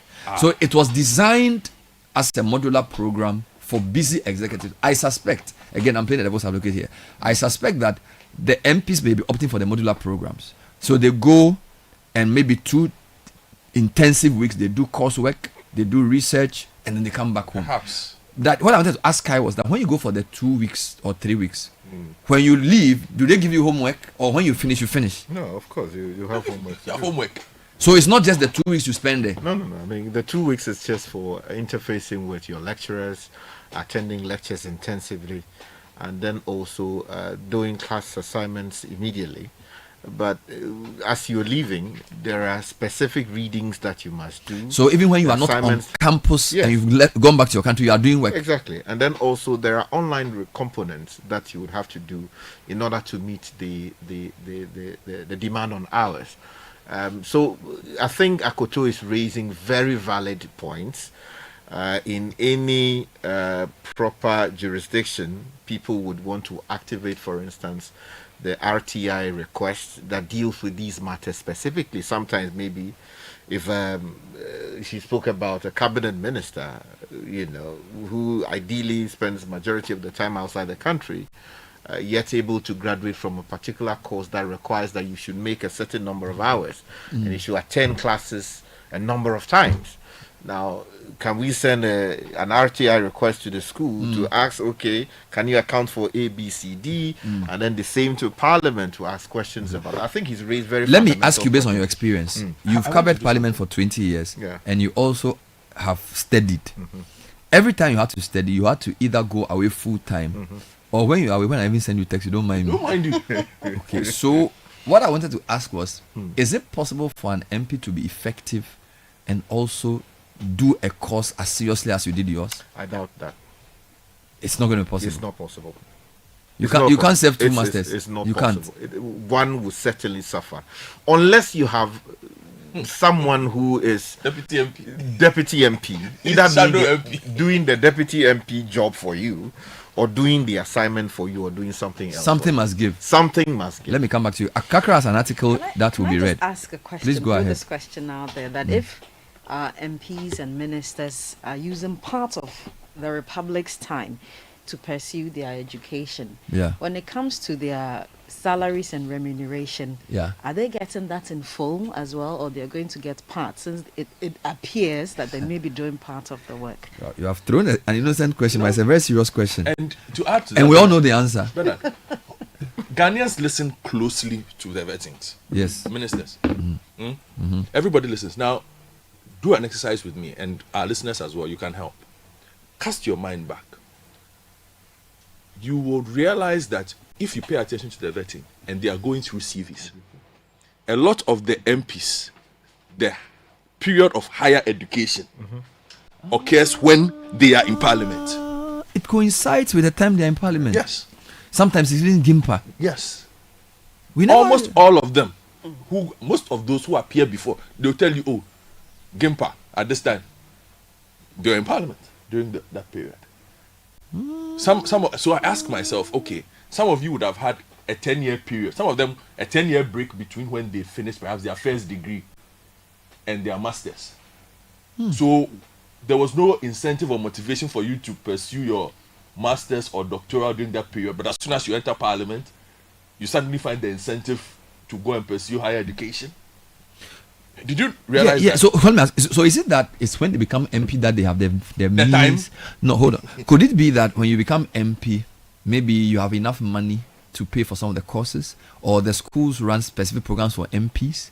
That's why when they become parliamentarians, they rather go and take those courses? See, admittedly, there are schools that offer modular programs, as you stated. And those programs are structured in a way as to accommodate, people who are, very busy, but still can afford to save some time to come and study, right? For a certain period, go back home, do the assignments and related works and reading, while still being effective at their respective, in their respective offices. Then you also have people who come to Parliament on CVs that are not so weighty, right? And then they want to boost. They want to boost the their CV while they are in Parliament. I don't know about that. There are a lot of those. Then they want to. Because normally when new governments come, they ask you bring your CV. If you are going with O-level CV, you are less likely to get a ministerial job. Will cook something for you quickly. So you see, it's about making the time, honoring your responsibilities as a student, and then ensure that you have earned the certificate in but question. Shouldn't you qualify before you get to the position? Exactly. Or you're now in the position and now you are looking to backdate your qualification. No, are we serious with the country's work? Bernard, let me say this. Oh, look, sitting here, right? I would not say that there is anything globally wrong. We haven't said so. No, let me make that point. With a member of Parliament being alive to his responsibilities as an MP, a representative of people, making sure that his legislative duties don't suffer, and yet making the time to attend lectures as and when necessary, and submitting his assignments to ensure that he gains the necessary qualification, right? You must hold that delicate balance, right?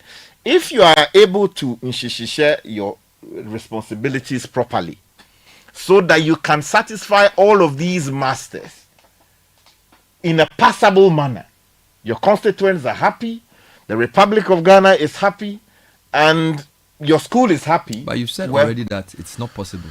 Of course. It's highly unlikely that a member of Parliament... Relative to me. Oh, Sky. You know why? Because anything I put my hand to, I want to do it I want to put my best foot forward. Should we not... The question is whether... Should the speaker not say that when you become an MP, focus on being MP and don't go to school, and that if you are going to take a course, it must be a parliamentary sanctioned course. So maybe Parliament will say, for a weekend we are doing something with Gimpa, or we are going to hold for a workshop. So there's on-the-job training. But privately started school programs must all be stopped when you become an MP. Because a lot of people are using the MP thing, not because they want to be MPs, they want opportunity. They are looking for business deals, they are looking for stuff. And when they are not getting it, then they go to school. So maybe we should make rules to prevent these things from happening. But we have the So the rules are there that, for instance, you should not absent yourself from the house for 15 sitting days continuous, right? It's part of, so if you look at Article 97 1C of the Constitution, it says a member of Parliament shall vacate his seat if he is absent without the permission in writing of the Speaker, and he is unable to offer a reasonable explanation to the Parliamentary Committee on Privileges from 15 sittings of a meeting of Parliament during any period that Parliament has been summoned to meet and continues to meet. Now, Sky, if I can respectfully add, the Constitution makes provision against conflict of interest. That's true. Article 284 requires that a public officer doesn't place himself in a position where his personal interest will become a problem for the public office, the performance of that public office. That's valid. But if, without sounding antagonistic, if it appears that we are pursuing public office for personal gain, that is in violation of the Constitution. So, broadly speaking, yeah. But if you look at the language of the provision I just read, there's a caveat there. There's an exclusion there that where the Speaker authorizes that you are free to go, right? You are entitled to absent yourself for 15 days. But it is expected that the Speaker, in exercising that discretion, will be reasonable. Is this in the interest of the Republic? Would the good people of my constituency be properly served if I'm, 30 days in Oxford studying, and not having full engagement with my constituents and, of course, my job as a member of parliament. So that is a question that the speaker must answer. And then also, where you are hauled before the privileges committee because the constitution says so, to explain how come you have spent so much time in LSE or maybe Cornell doing. By the way, who's paying for these courses? So you've seen in the past that in some cases the government of Ghana paid from them. Scholarship secretariat. We saw the list. So you are an MP, and then because of your closeness to power, scholarship secretariat now gives you a scholarship to go and pursue a course abroad. Meanwhile, there are poor students. There are poor students who can't pay their school fees. Yeah, so but is that why the scholarship secretariat we are saying needs to be overhauled, right? I think there was They a just time. passed the bill yesterday. There was a time where people were getting last scholarships. week. They were giving scholarships to MPs to do leadership programs at Harvard and things. Yeah, but those who be beneficial wouldn't be. Oh, come on. What was the purpose of the Get Fund? What was the purpose of scholarship? Was it to give scholarship to ministers to go and study at our expense? It was meant as a safety net for poor people. So is a member of parliament not No, you are saying that we don't have more MPs? No, to offer Please, yourself. Ghana, don't come from me. I'm just asking to very offer legitimate yourself to be question. MP. To offer yourself to be MP, the presumption is that you've led and you've understood leadership to a certain point. Yes. If we now put you in parliament and give you all the privilege and now use our taxpayer money to pay your school fees to go and learn leadership in Harvard, come on. They talk about self-improvement. So why should self-improvement be at the expense of the state? That leadership is of the state's time and money. There are new forms of doing things. So prepare yourself before you come. Yes. So that prepare yourself. If you want on-the-job training, there are things they do. They went to do a budget roundtable last weekend. There are so many learning opportunities. I think that people don't take parliament seriously. I think some people take it as an opportunity to better themselves and make money. And when they get there and realize that there's no money to be made or it's more difficult to make money, the next option is that let me improve myself so that I wouldn't have wasted my time. There's an article written by my good friend Hene Kwapon. I interviewed him a couple of times. And it's an article that's... We'll share it on our website. It says, we are losing the people's house, but the children give us hope. I don't know if you want to read it for us. It says, what unfolded during the budget presentation was not an odd moment of misbehavior. It was a symptom of a legislature that has lost its sense of institutional purpose. The spectacle was visible to anyone who cared to look. A man seated directly behind Finance Minister Kasia Latoufos and carrying on running commentary as if the chamber were a lorry station. Late arrivals entering with the bustle of people joining an outdoor event, and MPs laughing and chatting audibly while the nation's fiscal direction was being articulated. This is not a democracy struggling with youthful growing pains. This is an institution that has stopped taking itself seriously. The larger context matters. Ghana's parliament meets roughly 80 to 100 days per year, which is on the lower end even for African legislatures. Yet, despite this relatively light legislative calendar, attendance during major addresses routinely fluctuates to below full capacity, and disciplinary actions for misconduct are nearly non-existent. In the Fourth Republic's 30 years, Parliament has invoked its most serious disciplinary sanction, suspension, fewer than a handful of times.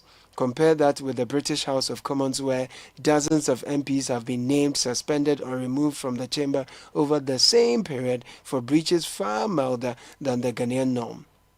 The contrast is not cultural. It is institutional. And here we must address the uncomfortable truths. The Speaker of Parliament, Alban Bagbin, has not elevated the standard. His leadership frequently drifts towards theatricality. Instead of anchoring seriousness, he injects spectacle. His fixation on attire, wardrobe experimentation, and public emphasis on sartorial expression has turned the speakership into a personalized performance. The chamber increasingly reflects this looseness. The institution's rituals begin to resemble a stage, not a legislature. When MPs appear in fashions suitable for social outings rather than governance, they are responding to cues from the top. In 2021, during a heated sit-in, MPs broke into group singing, Samamu in the chamber. It was rationalized publicly as tradition. Yet, no functioning legislature on record, neither South Africa's National Assembly nor Kenya's Parliament nor the British Commons permit spontaneous choral performance during parliamentary business. It's not culture, it's rudeness, the ritualization of unseriousness. That same evening, 2 MPs engaged in a physical melee over the Speaker's chair. These are not isolated events, they are parts of the same story. What makes this misalignment more painful is how rigorously Ghana enforces standards elsewhere. More than 900,000 students sit in secondary schools across the country under the strict codes of discipline. Haircut policies are enforced daily. Students at Achimota School, Presec, Wesley Girls, and countless others have faced sanctions for uniform violations or grooming infractions. UPSA students were recently admonished publicly for inappropriate dressing, with the university insisting that professionalism begins with comportment and appearance. In many of these institutions, lateness triggers detention. Talking during assembly can lead to punishment. Children, in other words, live in a universe of rules. Meanwhile, the adults who write the national laws inhabit a chamber where rules bend to convenience, costume, mood, and personality. That is the most corrosive part. A society's governing class cannot demand discipline from its youth while modeling indiscipline at the top. Norms flow downward. When Parliament cannot discipline itself, it inadvertently licenses broader public disorder. Against this backdrop, Finance Minister Kasiel Atuforsen's own presentation style was a rare nod to normal statecraft, business formal attire, quiet presence, and respect for the solemnity of the occasion. This should be the baseline. Instead, it stood out only because the surrounding environment had sunk so far beneath the threshold of professional expectation. Consider the empirical implications. Countries with strong legislative discipline tend to exhibit more stable fiscal performance. The OECD has repeatedly documented that parliaments with coherent rules, predictable procedure, and high behavioral standards are associated with better budget scrutiny and lower variance between projected and actual expenditures. Ghana, by contrast, has experienced persistent expenditure overruns averaging between 2 and 3% of the GDP annually over the past decade. One cannot draw a neat causal arrow. One cannot draw a neat causal arrow, but the correlation should unsettle anyone who cares about governance. A legislature that cannot maintain order cannot maintain oversight. Oversight collapses, waste rises. The deeper indictment is structural. Parliament is meant to be the anchor of democratic culture. Instead, it has become a case study in how institutional decay expresses itself, first in symbols, then in behavior, then in outcomes. When the Speaker presents the chamber as an arena of personal flair, MPs respond in kind. When MPs sing, banter, wonder, and laugh through national business, they signal that governance is secondary to performance. And when school children are better behaved than lawmakers, the Republic has inverted its own moral hierarchy. The People's House deserves seriousness. It deserves leadership that understands that attire is not entertainment, that ritual is not improvisation, and that the budget presentation is not a weekend gathering. What we witnessed was not merely embarrassing, it was diagnostic. A legislature that cannot respect its own work cannot command the respect of the nation. Until Parliament restores standards, and here real standards, not symbolic posturing, Ghana will continue to pay the institutional price of a political class that has forgotten the meaning of the roles it holds. Hene Aku Kwapon, CDD Ghana Fellow. 8:55, that was an article that brings everything home. We'll reflect on it, read some comments on the whole issue of MPs schooling at the same time. And by the way, it's not just MPs. I'm told chief executives, all of them, but a lot of the state public officers. And sometimes it's interesting for me because, again, I tend to use my own personal experiences because that is what I know. Mm-hmm. When I was in school, Mm-hmm. okay, for instance, when the ministry sends a staff for their master's degree, it was full-time. at the time. These days, I don't know. But they wouldn't allow you. You are still staff of the ministry, but you're a full-time student until you are done with your program, and then you go back to your ministry. Okay. And I've seen a couple of messages from, civil servants and co here who say, look, even they struggle with it. So how are the MPs able to make the hours and the combinations? Here's an interesting comment that will challenge you. I'm surprised with the comments from you and your colleagues today. Education can be pursued at any given point in time. And MPs also have the right to go to school, even as MPs. So a lot of donor partners and embassies offer government officials education opportunities at subsidized rates or completely free, which I think is great. So it's not personal interest. It's also good for us if our MPs go to school. We want our MPs from the grassroots yet get upset when they want to better themselves to serve the nation. But my pushback to that message, though, is nobody has again said the MP should not go to school. The point is, so at what time? At what time does the MP go to school? Go to school before you get to Parliament, not when you're in Parliament. Because so the partnerships that are put into play by our developmental partners and whatnot are not designed to remove the MP from the business of lawmaking. They know democracy pretty well to know that the MP is supposed to function within certain times. Now, if we even did an analysis of and I'm happy Sky is here, the period that our members of parliament spent when they break down their sittings, if you compare it to some of the parliaments of democracies that we are at power with, ours is pretty low. Yeah, he said it. Yeah, that's fair. Ours is pretty low.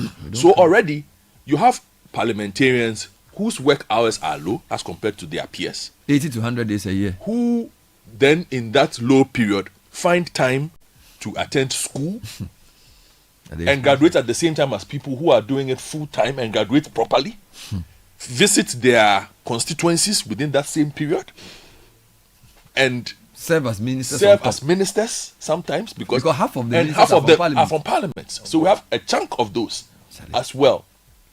If you don't question this and think and only see this as an opportunity to improve themselves, then I'm sorry, then you are perhaps not looking for quality legislative action in our country at all. But how about if there's delegation, properly so called, of a particular function?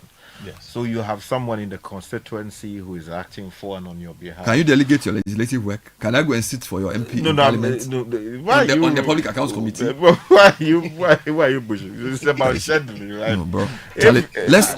Sky. No, Bernard, our society, we require the people to take Bernard, look, you see, I think we also have to be fair to the MPs, right? It may not be all of them who are abusing these ones. You understand? There may be people who have properly scheduled their dealings in a way as to passably satisfy all the constituencies, right? So that you discuss with your supervisor, if it is PhD, that look, you are unable to come at a particular time, but you compensate for it at this particular time, and then you seek the necessary permission to be able to do that. While your constituents are properly satisfied, or maybe it is evening scheduling that you do, or weekend scheduling that you do, and you are not using the taxi. It is also possible. So I'm there. That's the idea. I'm just saying. The second and third year of ask anybody who has gone through a PhD. That's the worst. The second and third year of a PhD, if you're able to combine it with proper legislative work, then you are strong. Hey! Let's read some comments. Sky, it's not like you know. Let's read some comments. That is why an MP can say that the COVID-19 levy, which the minister announced in the 2025 budget, was still being charged. Many of the MPs don't even know the rules in Parliament. Hello, Bernard and team. I understand Godfred's concern perfectly. It's either our MPs are exceptionally brilliant or the courses are not that intense. This is because even part-time courses with work over here can be so overwhelming and tiring for courses not related to the law. But our MPs and ministers are graduating day in, day out from law. Maybe we have exceptionally brilliant MPs. That's from Daniel. Oh, really? Kojo in East Legon Hill says, good morning, Bernard. Don't forget how high-ranking politicians also get scholarships to study. It's no surprise they go for all these higher qualifications when they become MPs. Michael says, does the same issue apply to civil service and private companies? People get employed, yet they find time to upgrade their degrees. It does affect their effectiveness in their respective offices. I'm currently enrolled in a master's program at University of Ghana with at least 4 MPs. They hardly show up for lectures and assignments, but I can guarantee they will complete next year admirably. They don't come for lectures? No. Or assignments. Or read that message again. Move on. So no, read it again. Hold on. They hardly show up for lectures and assignments, but I can guarantee they will complete next year admirably. They are definitely not showing up for school nor in parliament, so where do they go? We wonder. No, hold on. Read the comment again. Oh, Sky, they've read it 2 times. Read it again. I want to read it again. Can I proceed? Please proceed. So Josh in Tamale says, hello Bernard, why should an MP earn fat salary, get scholarship to still go outside for education while parliament is still in session? The common public sector worker will suffer to even get a study leave for self-improvement. No scholarship or support for them. Parliament needs a reset. Valid point from Godfred Akoto. This is the reason why the public is questioning the degrees and PhDs of these MPs. On the other hand, I also blame the public. Higher academic qualifications should not be the basis for which an MP should be voted.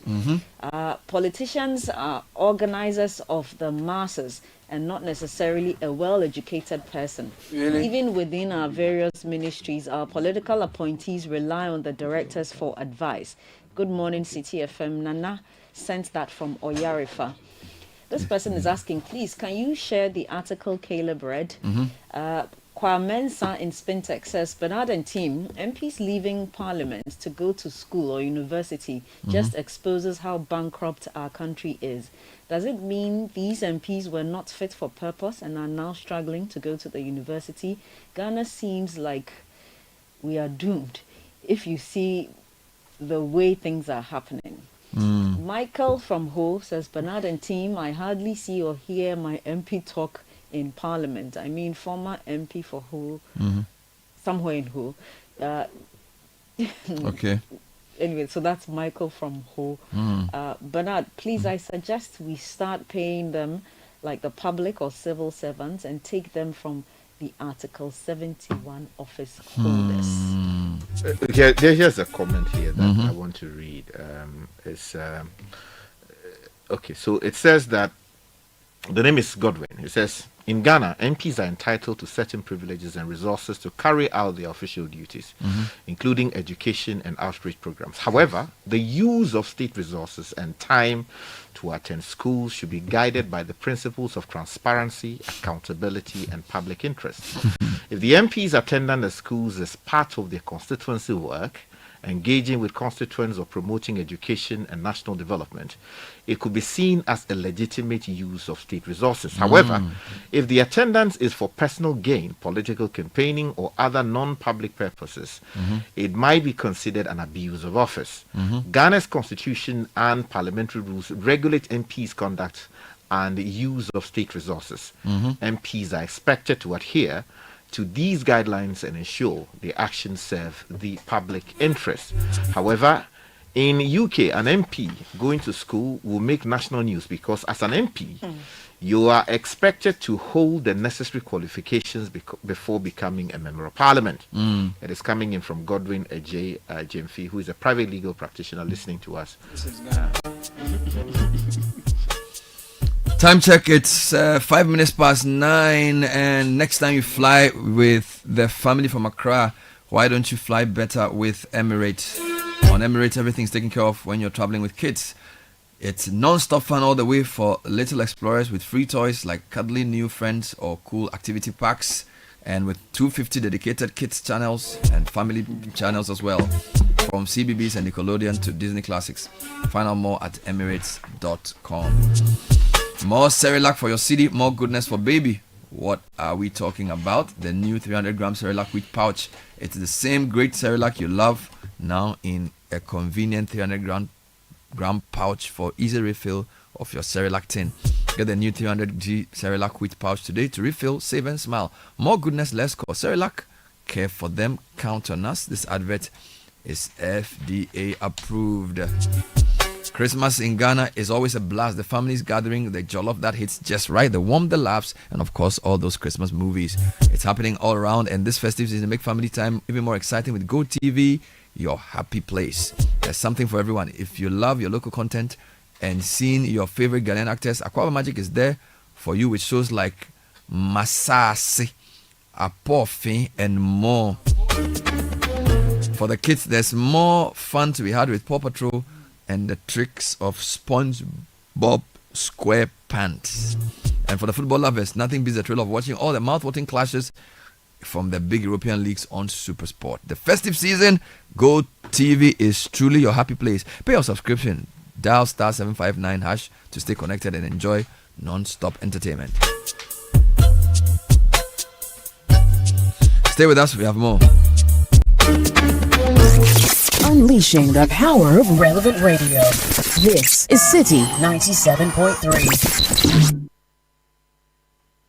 OCM. If you're hungry and you know it, OCM. OCM. If you're hungry and you know it, OCM. OCM. If you're hungry and you know it and you really want to eat. If you're hungry and you know it, OCM. OCM. If you're hungry and you know it, OCM. OCM.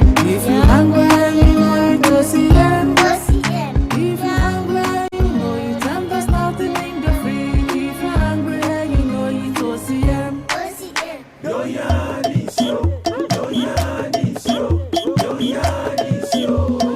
OCM. OCM cereals comes in 3 varieties: wheat, oat, and rice. Hello everyone, I am Sewami here. I love OCM, be it in the morning, afternoon, or evening. Ready to eat? This advert is FDA approved. Looking for a university that truly sets you apart? Academic City University Accra offers world-class undergraduate degree programs in engineering, business, informatics, and communication arts. And that's not all. Now introducing master's degrees designed to equip you with industry-relevant skills and global leadership capabilities. Study on a modern campus, learn from international faculty, and gain hands-on experience that sets you apart in today's job market.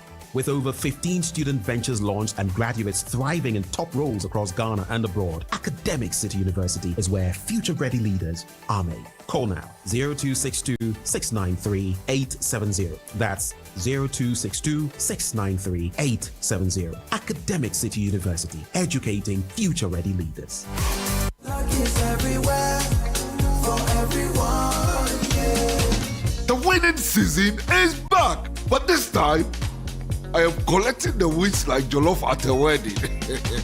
The luckiest season 3 is here. Your chance to flip your luck or maybe your bank account too. 2 easy ways to join. Dial *712#. Hit 1 to buy for you or 2 to gift a friend. Feeling lucky? Pick 1 for a random number or hit 2 to choose your own. Pay with mobile money. Done. You're in. Or go to the luckiestafrica.com, click community tickets, choose your number or let the system do so for you. You can buy a ticket for your boo or your favorite barber. Pay with Momo or card if you're abroad.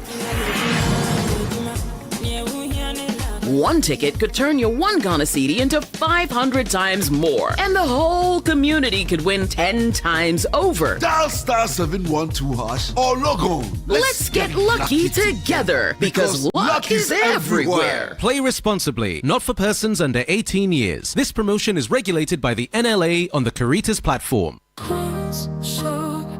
Protect yourself from germs and bacteria with confidence. Cleanse hand soap effectively kills 99.9% of germs with every use. Perfect for all your hand washing moments throughout the day. Available in a variety of variants and delightful flavors. Choose Cleanse for yourself, your family, and friends. Make Cleanse your daily essential.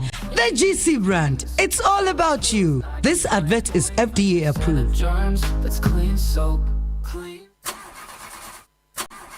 No money and payday is 3 weeks away? How do I fix this? Bank loan, account setup, long process. Nah, forget it. Let me see if Fafa can help. That was Dada Joe before he called Fafa. Yes. Fafa from Bank of Africa can sort you out fast. From engine repairs to school fees or side hustle support, Quick Fix Loan from Bank of Africa is here for you. Call 030-224-9690 or chat Fafa at boaghana.com and take advantage of the Quick Fix Loan for salaried workers offered at an unbeatable interest rate with no cash deposit required. Promo is now extended to 31st December. T's and C's apply. Hey, Fafa, wait here. Alpha Papa. Bank of Africa, as strong as a group, as close as a partner.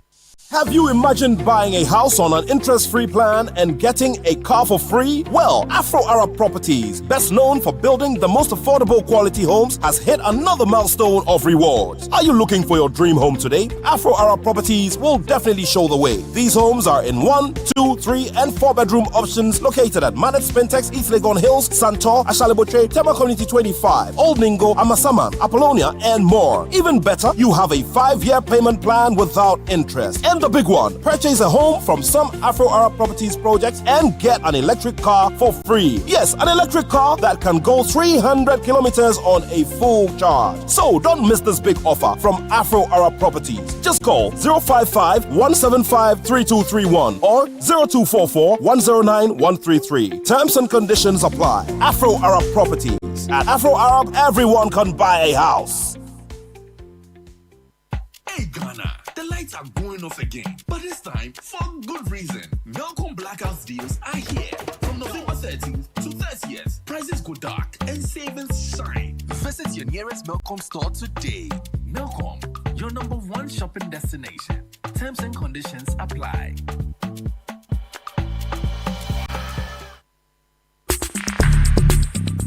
Join the conversation on the Citi Breakfast Show on Facebook at facebook.com/Citi97.3, Twitter at twitter.com/Citi973, and Instagram at instagram.com/Citi973 with the hashtag CitiCBS. The Citi Breakfast Show. Rise above the noise. You know he's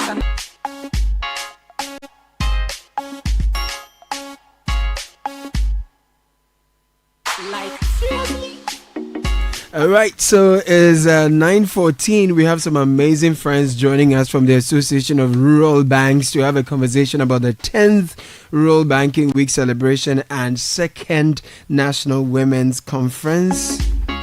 Solomon Amankwa is the Chief Executive Director of the Association of Rural Banks.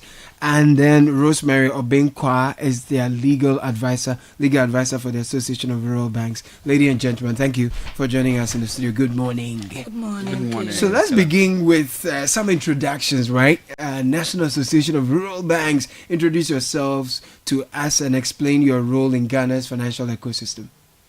So the Association of Rural Bank is the umbrella body for all the rural banks, rural and community banks in the country. We are a network of about 147 rural banks in the country. 147? Yes, wow. Yes. With agencies or what we call branches, about 1,000 or 800 dotted across the country. In the financial ecosystem, we form the bedrock of the financial inclusion, as we are the forefront of the financial inclusion in the rural areas, serving the rural areas with all the financial needs that they may have. Okay, that's interesting. And we are having the 10th edition of the Rural Banking Week. What's the purpose of this, and what's the significance of the celebration? So the 10th Rural Banking Week, as an association or as an industry, we dedicate a week in a year to highlight and promote the rural bank activities, to make the public know what we do as an industry, what we do as a bank. And so we dedicate a whole week to celebrate the rural and community banks. This year marks the 10th edition, and it's being held in whole. And it's also we also. So it's been held where?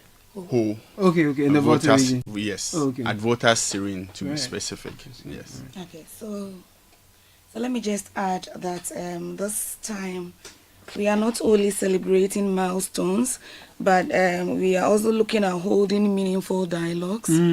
Yes, around ESG integration, gender leadership, innovation in our rural finance. So that is the highlight of this year's 10th Rural Banking I see Week. that you're focusing your theme on ESG and gender. Why is that important? Why that focus? Okay, so ESG, as we have all come to know, represents a global shift in how responsible businesses operate. As rural banks, community banks, environmental responsibility is very important to us. We are encouraging green financing and sustainable practices. We just want to ensure that we are not lending to hazardous businesses, to businesses that will cause harm to our environment. And of course, we know what is happening in town. Social impact, rural banks, we seek to deepen financial inclusion by designing products for the underserved, for our women, for our youth, for our people who are so far away from what is happening in town. No, it's interesting that as a rural bank having your 10th, or Association of Rural Banks having your 10th anniversary, you're focusing on ESGs, because in the rural areas, we know that is where we have a lot of the illegal mining activities happening, and many have actually thought about the role of banks in, as it were, and oil companies, and these people are moving a lot of earth moving machines. Heavy money is moving there. So what have you been trying to do? This is off script. What have you been trying to do as an association to deal with this canker in terms of financing environmentally responsible or sustainable mining businesses within the rural areas? Thank you, Caleb. So this is where good governance comes in. So I am a director of Amefiman Rural Bank. Okay. And for my bank, sustainability, it's a factor we consider before lending. So if you need to give credit facility to a business, we go beyond the usual term sheet, the usual questions on the term sheet, to ensure that this business is in a sustainable business. This client is doing something that will not hurt our environment. Because of course, we are located, all the rural banks, of course, we are in the rural areas. And that is where Galamsey is happening. It happens where you are? That is where it's happening. Galamsey is not in Accra. Galamsey is in the rural areas. And it's important for us as an association to push sustainability in our quest to get financing to the people. I'm even wondering whether most of them would like to do their transactions through banks. If not, they won't do other, backdoor stuff. Yeah, so this week celebration also serve as a platform to more or less build and educate our members to sustainable financing and educate them as to how to go about sustainable financing. That's great. Yeah. So how does the National Women's Conference align with the broader goals of the banking week as you're celebrating it? So that's the icing on this year's cake. Nice. Yeah, because from where I sit, I see that the women are really excited about what is about to happen. Madame Matilda Asante Siedu, the second deputy governor, she's graciously agreed to be with us. Nice. And we are going to sit on the round table to discuss the various issues that affect our rules, the issues that affect our rules as women in the corporate space, but particularly in rural banking. Yes. So that's going to happen on Friday. That's on Friday. This very Friday, we hope to have a very exciting time ahead. Yeah. So, Solomon, the use of the uptake of digital in banking, fintech, and all of that is a big thing for those of us in the cities. We can attest to the usefulness of same. But sometimes you have internet jamming or apps going wrong, and it can really be stressful. In the rural areas, what is the picture? What's the uptake of digital banking? How competitive and relevant is it? So as part of our digital evolution, our mini bank or our central bank, which is ARB Apex Bank, have introduced a lot of products, agency banking, internet banking, and mobile banking. They've introduced what we call the USSD code. That's 992. You dial it, and then that doesn't use internet. That is off grid, and so you can use that to do all your transactions as a customer of rural banking. And so we've also partnered with some of the fintechs to also deliver our digital services. Nice. Finally, the overreaching vision for the future following this celebration, but then also let's tie in where it's happening, what time, who can get to be there, and how they can be a part of it, please. So like the theme indicates, ESG, so we want to use this platform to educate our members, build our members about ESG and sustainable finance, and so that just like the whole global is moving towards ESG, the rural banks will not be left out in this process. The event is taking place in Ho. Voter Serene to be yes, Ho. Yes. Voter Serene. Yeah, no Ho. So it's taking place in Ho, Voter region. Fantastic. Yes. At Voter Serene Hotel. Lovely place. It's arrival is on 20th, that's on the Thursday. We have our women conference on the Friday, and then the climax of the Rural Banking Week on the Saturday. Lovely. And then we all depart on the Sunday. Super. We have just like my boss indicated, we have Miss Matilda Asante gracing the occasion on the Thursday, and then we have our own Dr. Frank Boateng delivering on the theme for us on the Saturday. And so it's going to be an exciting week for us in the rural banking space. Amazing stuff. Let me take your very final words, Rosemary Obinkwa. Thank you, Caleb. So when it comes to financial inclusion, we know that it is the rural banks that will get us there. Ghana is a very broad country. Life is not just Accra and Kumasi. Life is not just the capital towns. There are several other small villages scattered all over the place. Absolutely. And that is where rural banks are. It is important to us that in our practices, we are committed to sustainable practices, to robust governance and digital innovation in this national development agenda, this rural financial inclusion development agenda. Very important. Solomon Amankwa, Executive Director, Association of Rural Banks. You heard his voice earlier. And then just gone by Rosemary Obinkwa, Legal Advisor, Association of Rural Banks. Thank you for passing through and wish you all the best on the celebration of your 10th Rural Banking Week celebration and 2nd National Women's Conference. We wish you safe travels in and out of the most beautiful region. Thank you. And have fun. Thank you. What about the food? You will enjoy it. Thank you. Thank you so much. Blessings.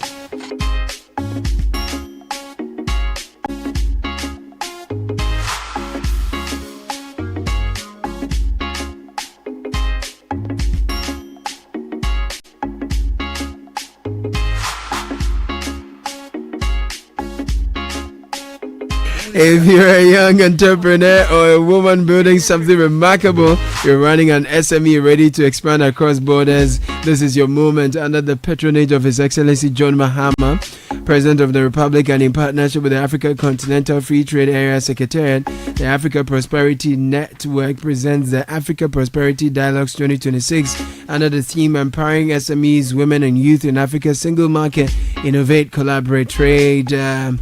This all-important African meeting takes place at the Africa International Conference Center from the 4th to the 6th of February 2026. 3-day Africa Prosperity Dialogues 2026 will be accompanied by the Project Africa exhibition. The event will culminate with the Africa Prosperity Champions Awards and Gala dinner at Kempinski. It's on the 6th of February 2026. 1.5 billion consumers across Africa network. Come and network with leading investors, access real funding, and learn how to trade across this market. Register at africaprosperitynetwork.com. WhatsApp 0536 098325. Africa Prosperity Dialogues, where business and political leaders meet to drive Africa's single market projects. Is your organization privacy ready? Do you collect and use information of people in your line of work? Their name, number, image, location, email, bank account number, etc., etc. Listen up, you might be doing the wrong things. Whether you're a big company or a small one, you must respect people's rights to privacy. Register and be certified by the Data Protection Commission of Ghana. That is the law. You will receive the necessary training, advice, and be guided on the right systems to put in place to help protect the information you collect about people. Register your company or business, organization, or association. It's simple and online. No need to move from the comfort of your home or office. Visit dataprotection.org.ga to register or call 0256 301 533. Privacy is the responsibility of everyone. Remember, privacy is personal. Happy Global Customer Service Week from all of us at Omni Basic Bank. To our valued customers, thank you for choosing us, and to our beautiful, dedicated team, you make service excellence mission possible every day. Have a beautiful week. For more information, please call 030-708-6000. Omni Basic Bank, not just another bank.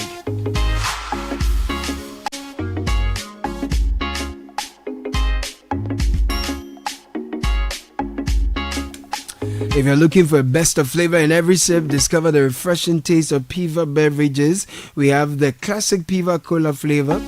Fruity Adventure gives you Piva Orange Fruit Drink. We have exotic ones like Piva Cocktail Fruit Drink, Grapefruit Drink, Piva Tangy, all available at a local store near you. Call us on 0550 032231. Piva Beverages, a taste you will love.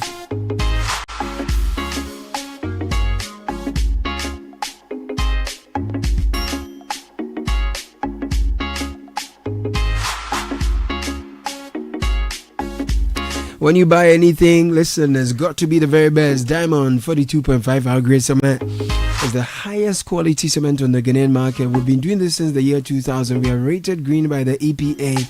Now we have the affordable 32.5 hour grade, which means there's a good deal for everyone. There's great value for your pocket. You deserve the very best, so make Diamond Cement your number one choice for all your building needs.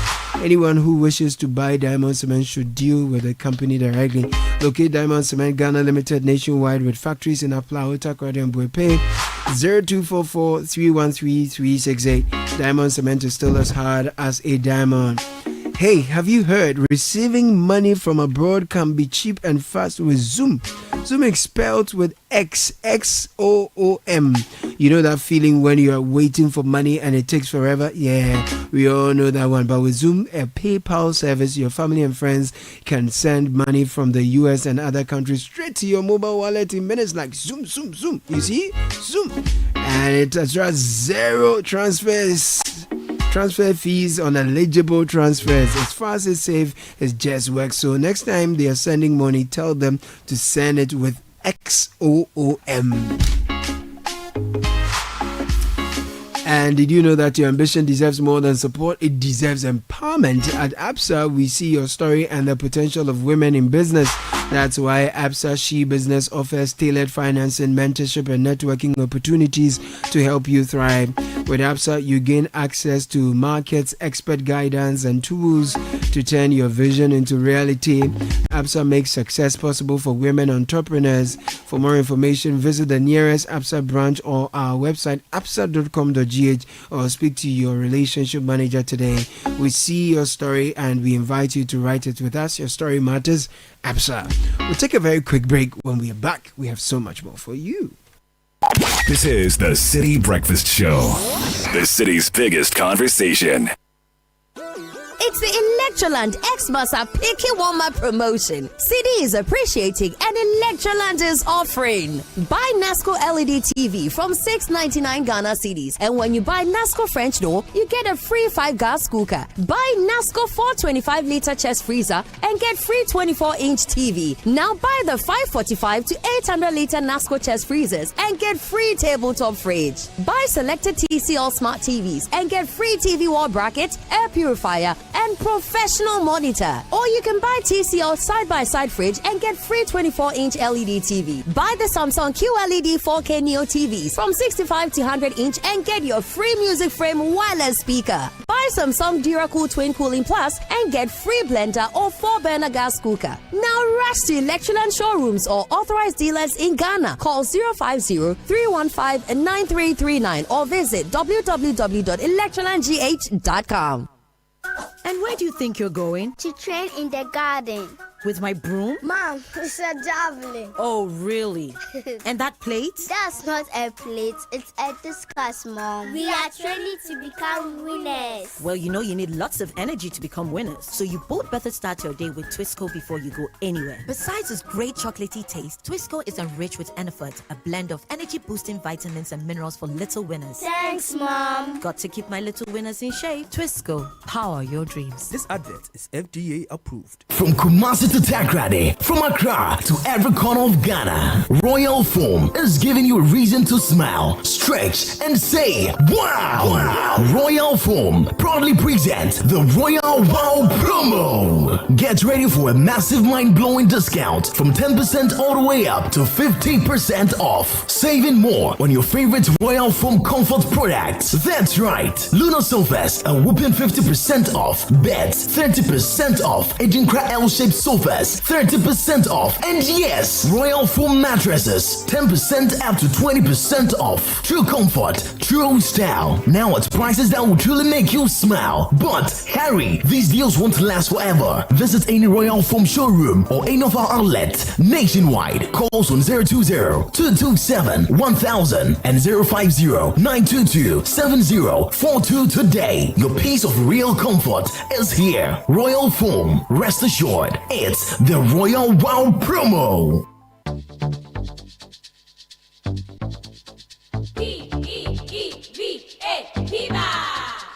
Looking for a burst of flavor in every sip? Discover the refreshing taste of Piva beverages. Enjoy the classic Piva Cola flavor, perfect fit anytime. How about a fruity adventure? Try our delightful Piva orange fruit drink packed with recognized citrus flavor. Craving something exotic? Our Piva cocktail fruit drink brings the tropics to you. For a sweet and juicy treat, grab our grapefruit drink and don't miss out on the refreshing Piva tangerine fruit drink bursting with tangerine flavor. Piva Cola, Piva Orange, Piva Cocktail, Piva Grape, Piva Tangy. Grab yours today. Available now at your local store. Call us on 055-00-322-31. Piva, a taste you'd love. This advert is FDA approved. P for Piva. You don't say Premier League no get size, the passion, the goals, hey, it a be rough. And DSTV is giving premium customers the chance to watch a Premier League game live. All you need to do is to keep your DSTV premium subscription active from now till 15th December. Dial *759# and stand the chance to watch your favorite star play before your very eyes. This promo is brought to you by the NLA on the Caritas Lottery platform. T&Cs apply. DSTV, your home of entertainment.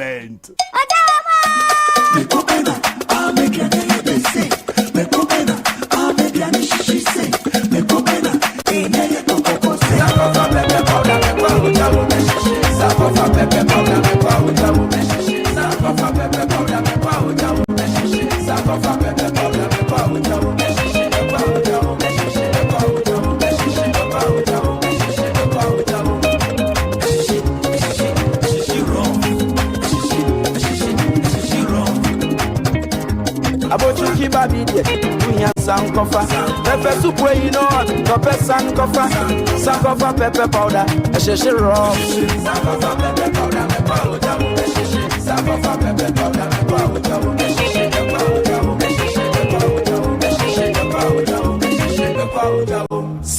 Alpha pepper powder. Ojawo. FDA aji ejade nkrato yatum. The Kakamotobi come out in the festive season, and they are as scary as our bills. But we don't want to miss out on parties, family, and festivals. Whether you say Akwaba, Maraba, Wezo, or Obake, EcoBank says tap into fives in the 5-star enjoyment promo. Be one of 10,000 lucky winners when you deposit multiples of 400 Ghana cedis or take a loan in multiples of 4,000 Ghana cedis to win up to 1.5 million Ghana cedis in cash and prizes. 1-year insurance cover, gift vouchers, and more. That's not all. Use your EcoBank card, mobile app, USSD, or POS to transact and enjoy up to 15% discount. Tap into vibes with EcoBank. T's and C's apply. Bill shouldn't scare you. EcoBank, the Pan-African Bank. EcoBank will never call or text asking you to verify sensitive information like your PIN, Ghana card, or bank card information. Pay better attention to details. City 97.3. More variety. The city is alive on 97.3. So we will cross over. This is 97.3 CDFM, and you're listening to the City Breakfast Show. We'll cross over to the Accra International Conference Center. What's happening there? Well, the opening ceremony of the Citi as 60 International Currency Conference. 60 years of the Citi, a symbol of sovereignty, stability, and economic resilience. Who are some of the speakers to expect there? The Governor of the Bank of Ghana, Dr. Johnson Eziama, will be there together. And then also His Excellency John Dramani Mahama, President of the Republic, will be there as well. So we're crossing over to the opening of the Citi at 60. Stay with us. Ask that Can we have the police band, please? Thank you very much.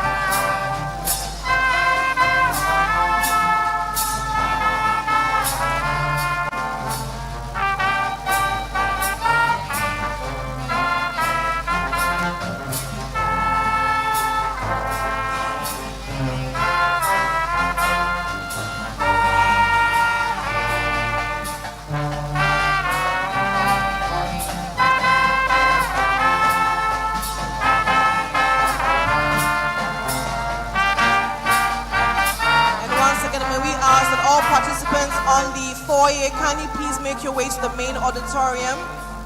And for all of you that need access to Wi-Fi, please note that we have access to Wi-Fi within this space. The access code is Ghana Cedi at 25. Thank you.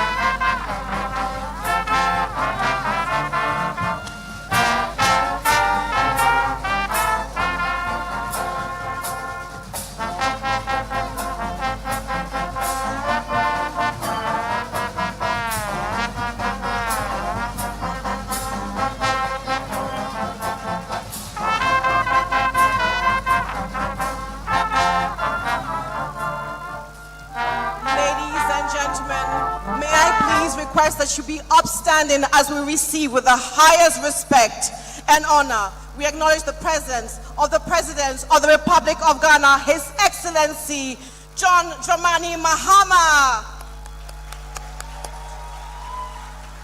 Let's give him a big round of applause, a bit better than that.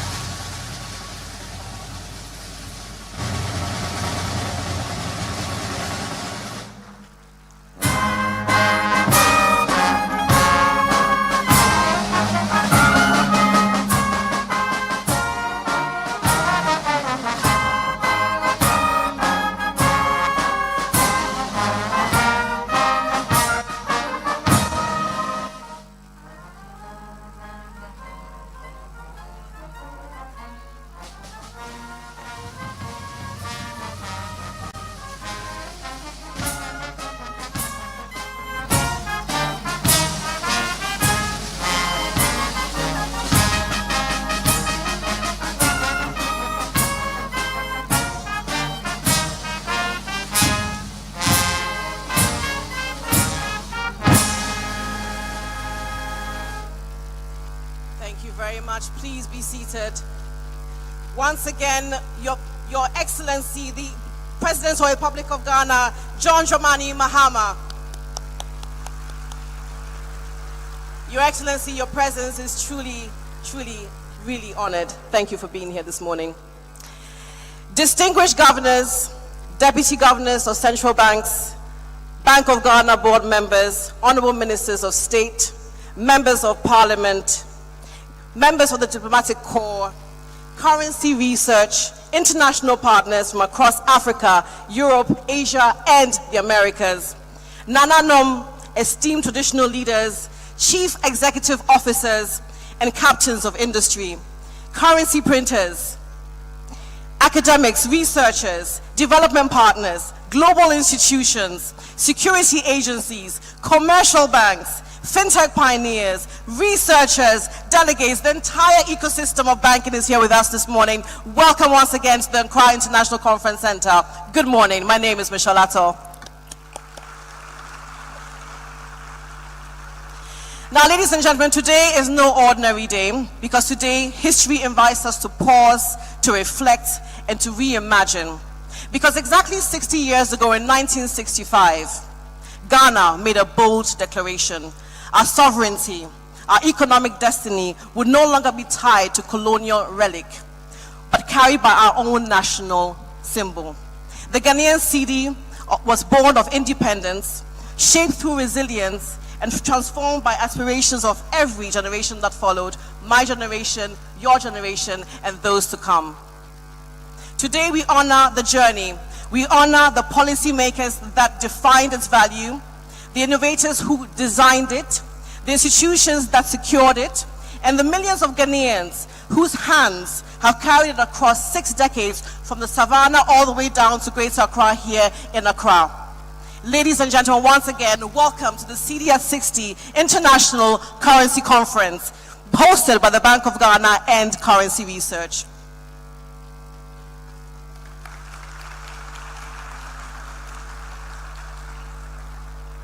Now, exactly 60 years ago, the Cedi had weathered a lot of storms, embraced reforms, been redesigned and redenominated, modernized, and now stands constantly being defined by change. And so therefore the future is where Ghana Cedi is going.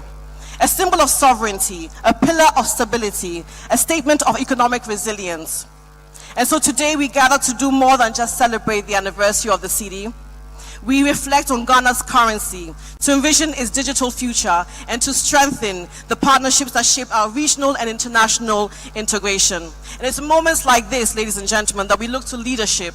Leadership that guides policy, safeguards stability, and steers the vision of the next era of the Ghanaian Cedi. So therefore, we embrace the presence of our one and only President of the Republic of Ghana. Please, once more, a big round of applause for him.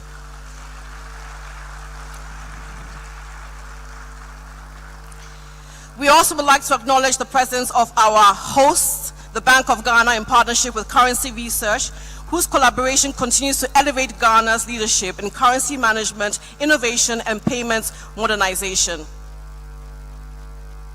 We would also like to acknowledge special guests. We have governors and deputy governors and representatives of African and international central banks, ministers and policy makers, CEOs and industry leaders, and of course, all central banks here with us this morning. Thank you once again for being here. So ladies and gentlemen, as we step into the insight of collaboration and vision, it is now my honor and my privilege to invite on stage the heart of the man that steers our Ghana currency. Ladies and gentlemen, please welcome the Governor of the Bank of Ghana, Dr. Johnson Pandis Asiama.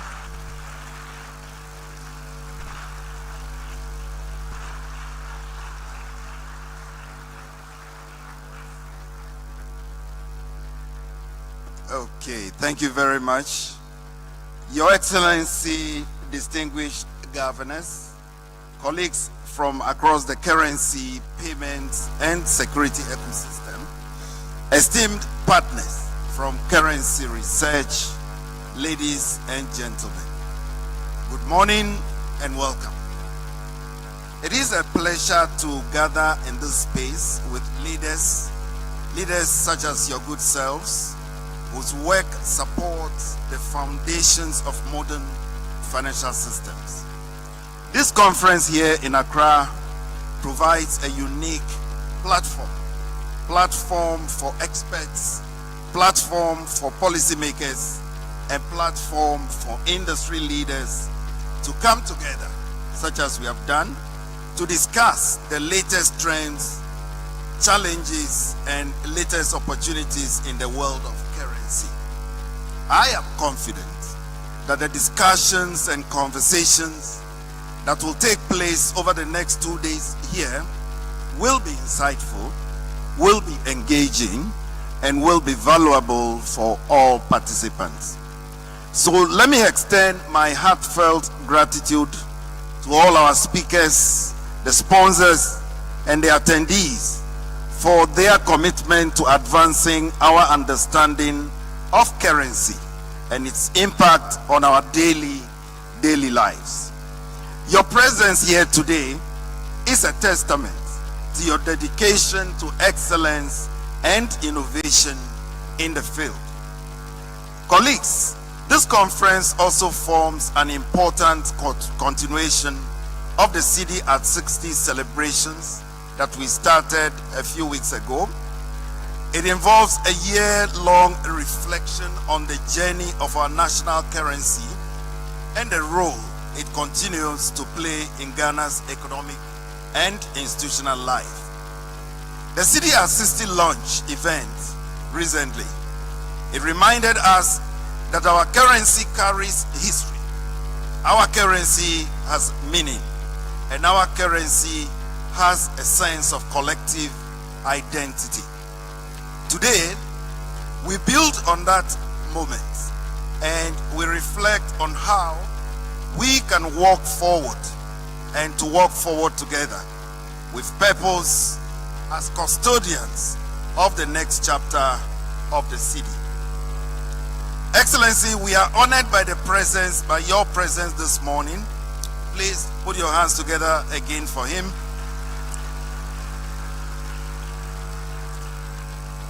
The President of the Republic. Your Excellency, your presence indeed speaks to the national significance of this milestone. And we appreciate your continued support for the Bank of Ghana and for the financial sector more broadly. Excellency, your engagement underscores our shared responsibility to protect the value, the integrity, and the future of the Cedi. Mr. President, your resetting Ghana agenda's emphasis on stability resonates deeply with our mandate as a central bank, which is to safeguard a currency that supports opportunity, confidence, and long-term prosperity for all Ghanaians. As governor, I am very much aware of the critical role that currency plays in our economy and in our society. And as we mark 60 years of the Cedi, we remember the pride and the aspiration that shaped its introduction. From its earliest days, The Cedi carried the confidence of a young republic that was charting its own economic destiny. Over the decades, it has mirrored Ghana's triumphs, but also our struggles. Remember the periods of progress, there were bold reforms, and also moments of hardship that tested the resilience of our institutions and our people. Through all these moments, the Cedi has remained central to policy making, market sentiments, and of course, our daily lives in every corner of the Ghanaian society. So for 60 years, the Cedi has moved with our people. It has gone into markets. It has gone into small shops. The Cedi has gone onto farms. It has gone to trotro stations, and of course, in the quiet routines of daily life. It has helped our families to plan.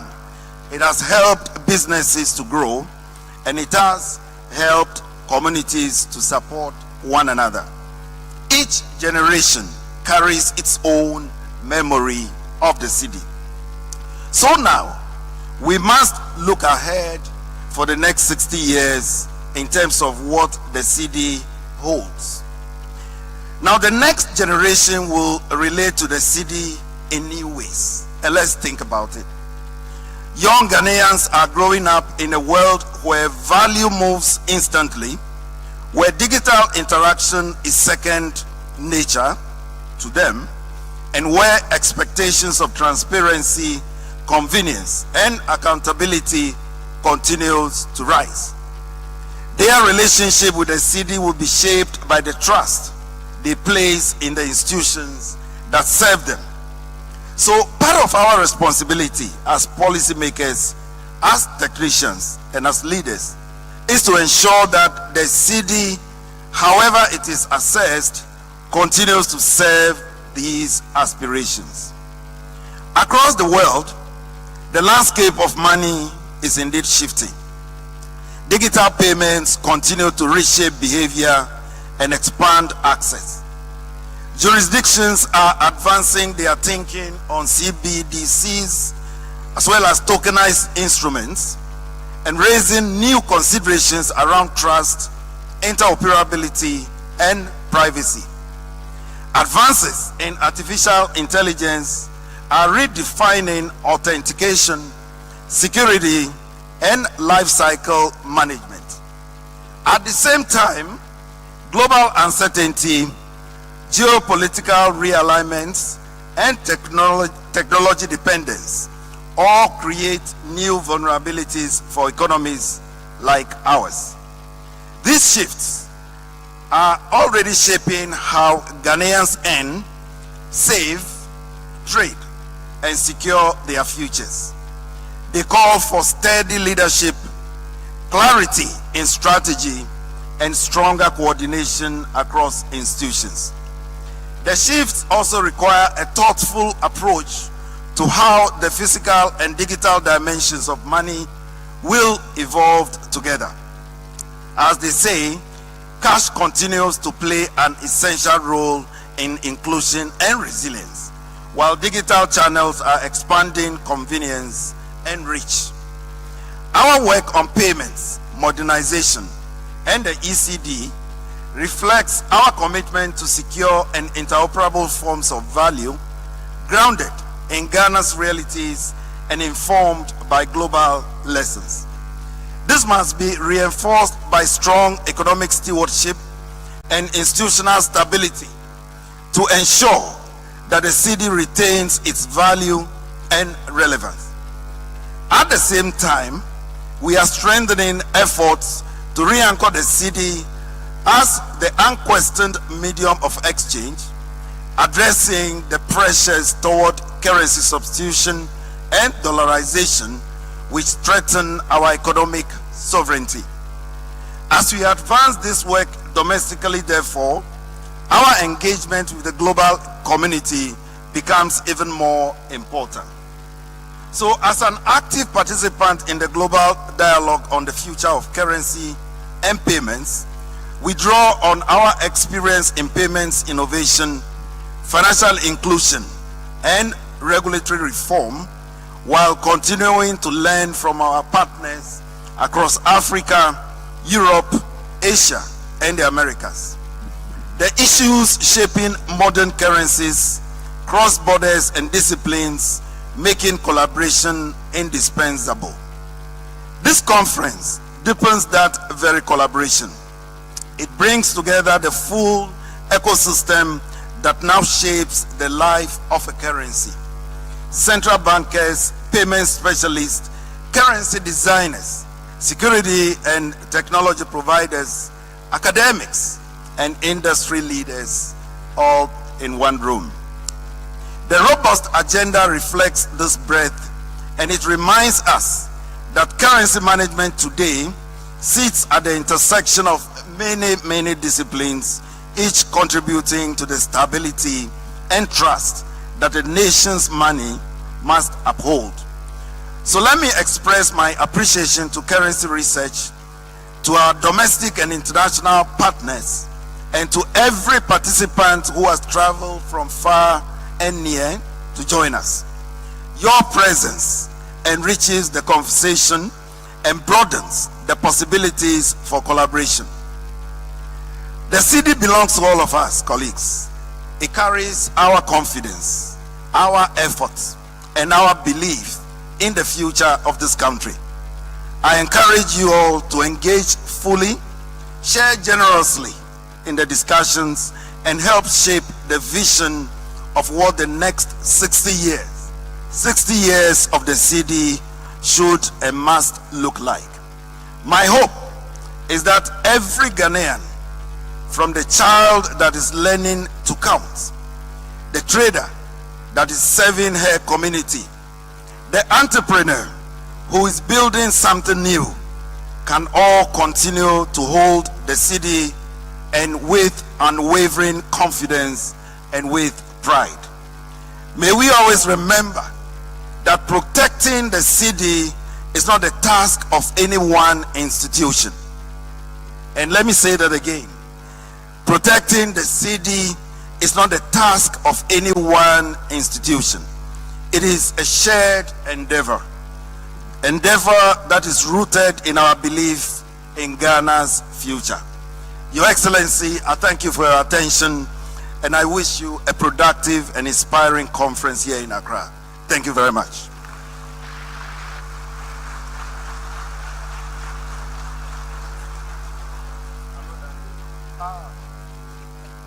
Can we please give him another big round of applause? The Governor of the Bank of Ghana, Dr. Johnson Pandis Asiama. Now, the first time I met Dr. Johnson Asiama, I said to him that he has a double barrel name because it's quite powerful. Can we give it another big round of applause? And whilst I was listening to your speech, Governor, you cast my memory back to when I was about 16, 15 years old, way back in Jamestown, when my grandmother said to me once, you must respect money because money is energy. So she gave me my very first 1 Cedi note. Until today, over 70 years ago, I'm not that old, by the way, I still have that banknote. So for some of us, as you know, our governor said, we must respect our Cedi, we must give it life. And as you can see, I'm wearing the color of life in your presence this morning.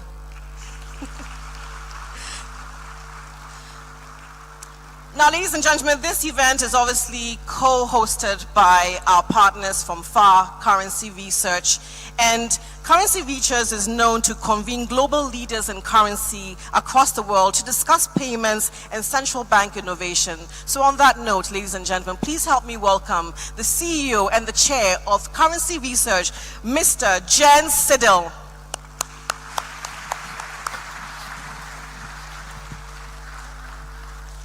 Thank you very much. Good morning, ladies and gentlemen. It is an honor and a pleasure to be here today for such a prestigious conference in a beautiful country like Ghana and being able to welcome all of you here to this conference. We are honored to have been asked by the Bank of Ghana to help with producing this conference for you, and I'm really looking forward to the next couple of days. For me personally, it's an even greater honor to follow the Governor of the Bank of Ghana, and to soon be followed by Your Excellency, the President of the Republic of Ghana. Okay, this is the motto, and I'm sorry to turn my back to you, but I can't see the slide over here. Cedi as a symbol of our national identity, economic sovereignty, and resilience. And before I go into a bit more detail on these three main themes of the conference, let me also acknowledge that, okay, I'm a bit ahead now, I'm sorry, here we go, that on 6th of March 1957, and the people of Ghana will know, of course, this date, the Republic of Ghana declared its independence and was the first country in sub-Saharan Africa, indeed, to become independent. And I think that's also a very important milestone that we should be aware of and remember, because this then made the Cedi possible 60 years ago. I mentioned the three themes. One is national identity, and we see one of the, we don't see one of the banknotes here, I'm sorry about that. But when you look at the banknotes in Ghana, they're really one of these great examples where national identity is being reflected. You see, for instance, the Big Six, the people who made the independence possible, but also you see some of the great monuments and buildings on this slide here, for instance, Castle Osu. So it's, banknotes are a great calling card for each country, and I think Ghana has done a tremendous job in showing that with the Cedi. There's also the aspect of sovereignty, and I put this very first gold coin that the Bank of England minted more than 500 years ago to show, and it was called the sovereign. So sovereignty has always been associated with money, and having your own currency, having your own currency system and everything that's built around it is a key aspect of making sure that your economy and your country can prosper. And last but not least, there's the aspect of resilience. We live in times where there's disruptions through national disasters, through cyber attacks, other things, and it's so important that your economy will not suffer from any of these disruptions. So on one hand, driving digital agenda, driving digital payments is incredibly important, but it's also important to make sure that your ultimate resort, cash, banknotes, coins, is also going to be available to the public and will always work when nothing else will. Now, we've got some great numbers for this conference. At the time when we produced these slides, I think there's a few more, we had 850 attendees, 42 countries, 228 organizations, 45 speakers, 20 topical sessions, and I'll let you go through the rest of these numbers yourself. But what I'm trying to say here is I'm grateful to all of you for coming from other countries, from Ghana, to join us here for this conference and learn, but also talk to other people, get to know some new friends, and go away with some new ideas and some new impressions and make the most out of the next 2 days.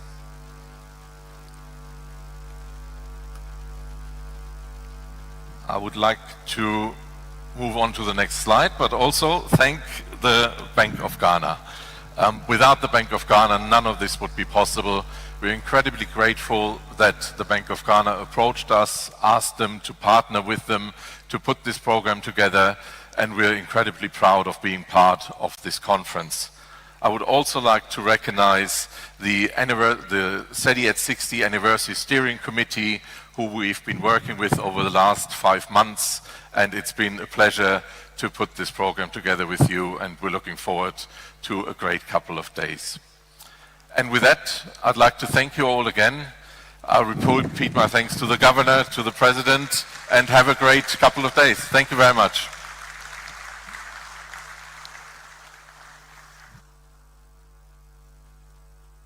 Ladies and gentlemen, once again, Mr. Jen Siddle, the Chairman and CEO of the Currency Research. Thank you so much for giving us an insight into the future today. Now, before we continue the ceremony, ladies and gentlemen, we'll have a short musical interlude by our very own Owura saxophonist. Thank you for your attention.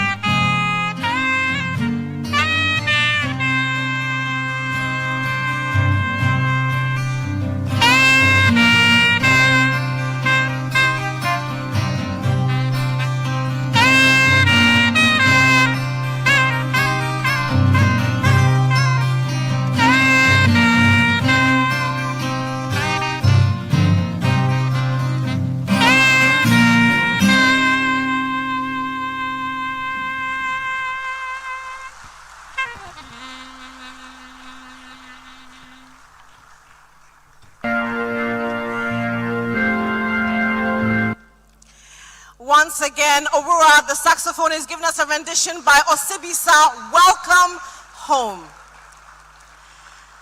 Now, last week I had the privilege of also hosting an event for the Bank of Ghana. And one of the things that I learned last week was that traditionally, from the Akan region, we have a citation that is usually rendered to acknowledge and to welcome dignitaries into our midst. This particular rendition is actually was done last week and is also going to be done this week by Opening Osei Koranche. Now, his instrument is called the seprewa.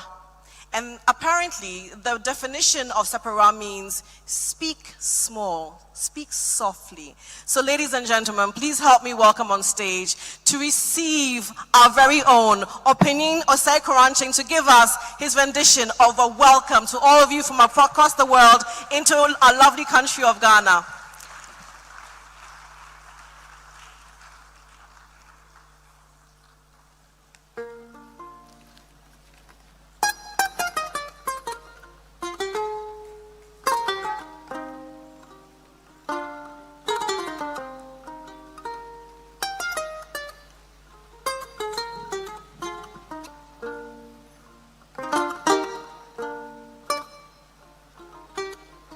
ago.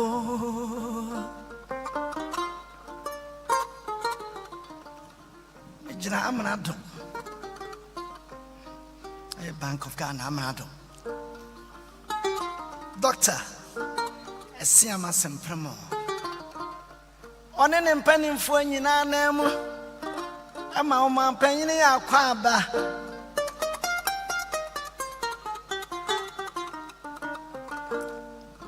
A man on the other Siamushamu, a man may.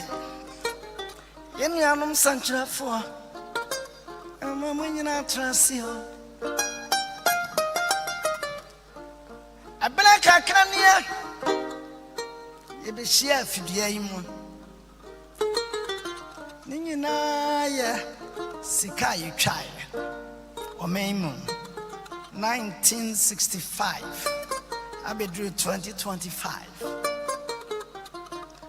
And Fiadria Siania. Atu brafo bi ba wo menmu kana bo modna je fa hodie an wo twa sa sikai an sai be braba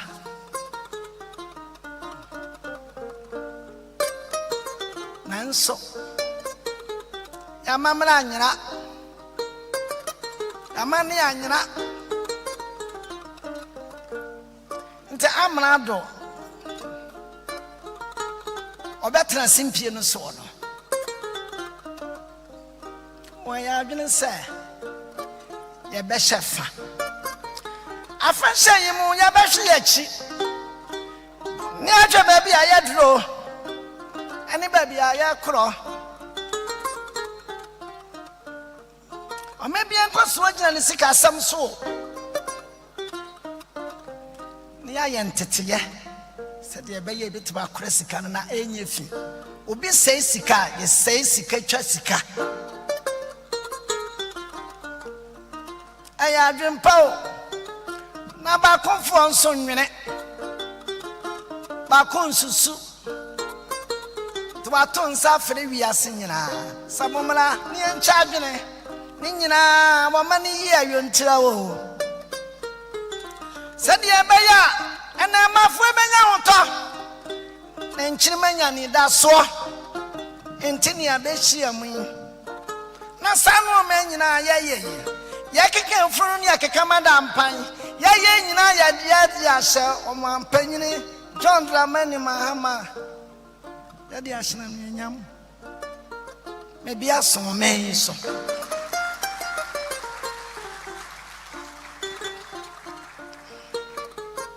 Yasha asiano bibinti osmana bedi akire ni ede kwa wieye amampen na tua na mo aba fidie yimo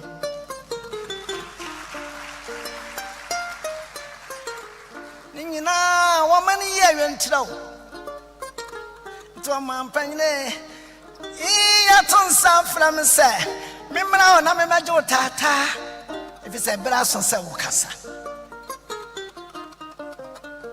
John Dramani Mahama. Our Tosumienu. Mama could for Mama won't fail away. As a member of Namaju Tata, Men Saibra Bono 20 na Yadi Wajina Kono. Yes, I am a man. Across my field, Kakra.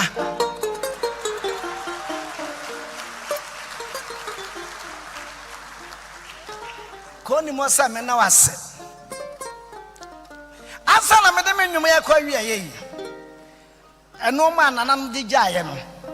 I am a comma quadrillion 20 instruments.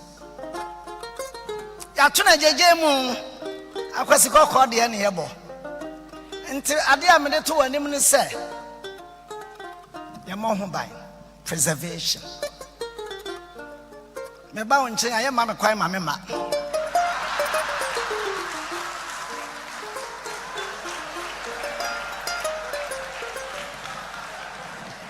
More Sammy be there.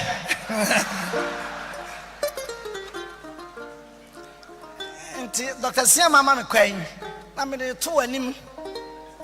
Say no man, and I'm the giant. You're born home by your beboa. If it's also a creative job. And I'm about him, Dr. Siama, Minko Mobaya de, and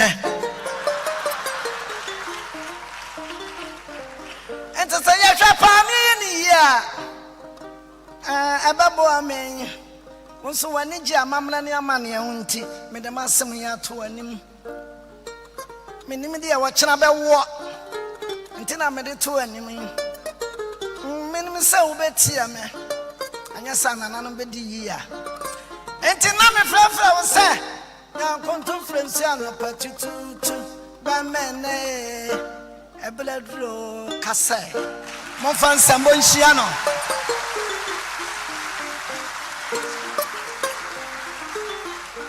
Mon fan Sambo, mon Fanciano. Ladies and gentlemen, give him a big round of applause. And for some of our international visitors, all you need to say is Aiko. So to our international visitors, say Aiko. One more time, Aiko. Fantastic. Ladies and gentlemen, one more time for opening Osai Kranching Seprewa.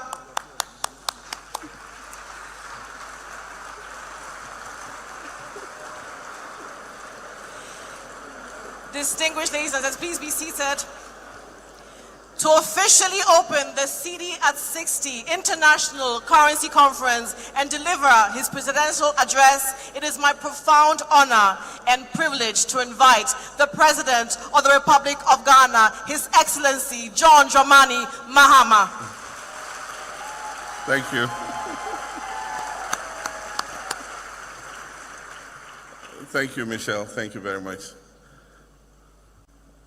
I asked the Seprewa musician to pass this way to pick a number from my assistant so that he can come and see me.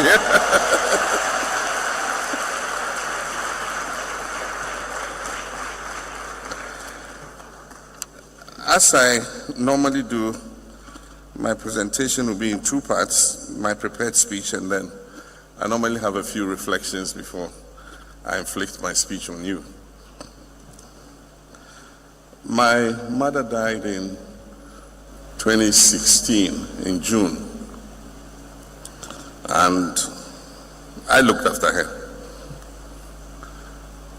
And until she died, she had a very interesting way of counting her money. For her, the 20 Cedi note was £1. So if I gave her 100 Cedi notes, for her it was £5. And so 1,000 Cedis was £50.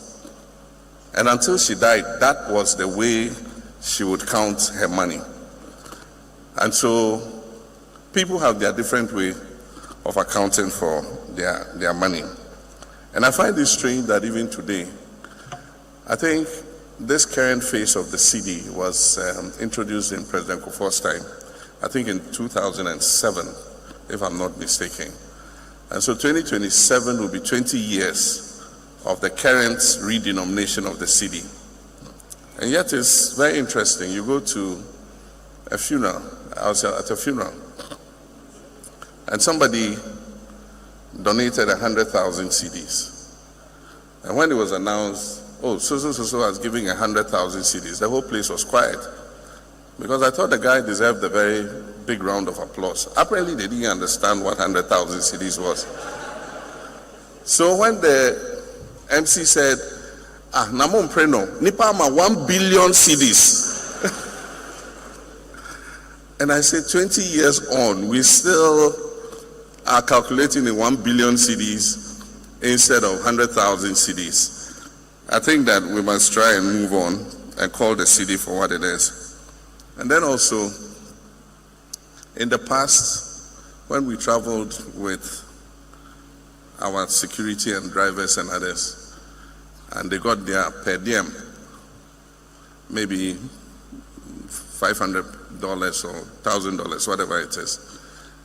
Anytime they went to the shop to buy a few things and bring home, they always used their calculator on their phone And so if they see a shoe and they say, oh, the shoe is 120 pounds, they will calculate 120 pounds into CDs and say, what?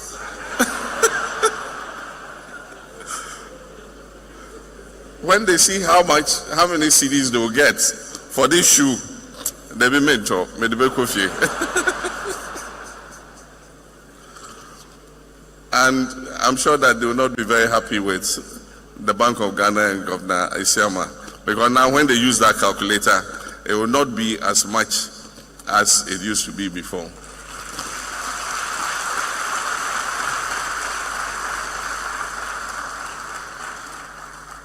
A relative of mine was going to buy a car and asked for an invoice from one of the car dealers. And when the invoice came, showed it to me. And I was surprised to note that the invoice was quoted in cedis, no dollars. A few years ago, if you were going to buy a car, the invoice they'll give you is quoted in dollars. Today, people are quoting in cedis, even house rents. You want to pay in dollars, it says, no, you pay me cedis. I just want to say that the governor and all your people, your team at the Bank of Ghana, the Ministry of Finance,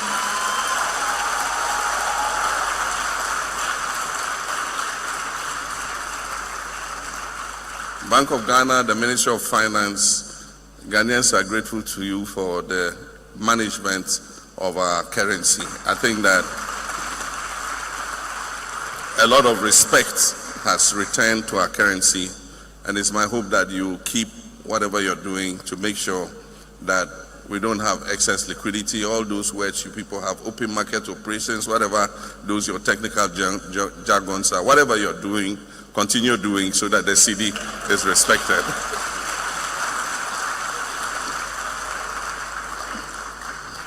And so allow me to proceed on established protocol and acknowledge the governor and your team and our visitors from outside, currency research, and all of you, and thank you for putting up this conference. And so it's a profound honor for me to join you for this historic Cedi at 60 International Conference, a gathering of leaders, innovators, policymakers, and practitioners whose work influences the past, present, and the future of money.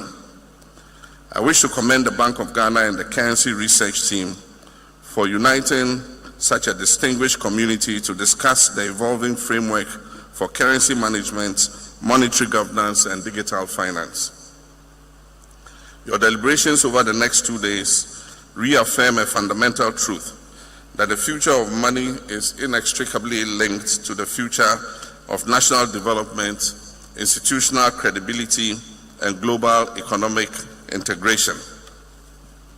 60 years ago, Ghana took a bold and sovereign step by introducing the Cedi, not merely as a unit of account or a medium of exchange, but as a declaration of independence, our identity, and the capacity of our state.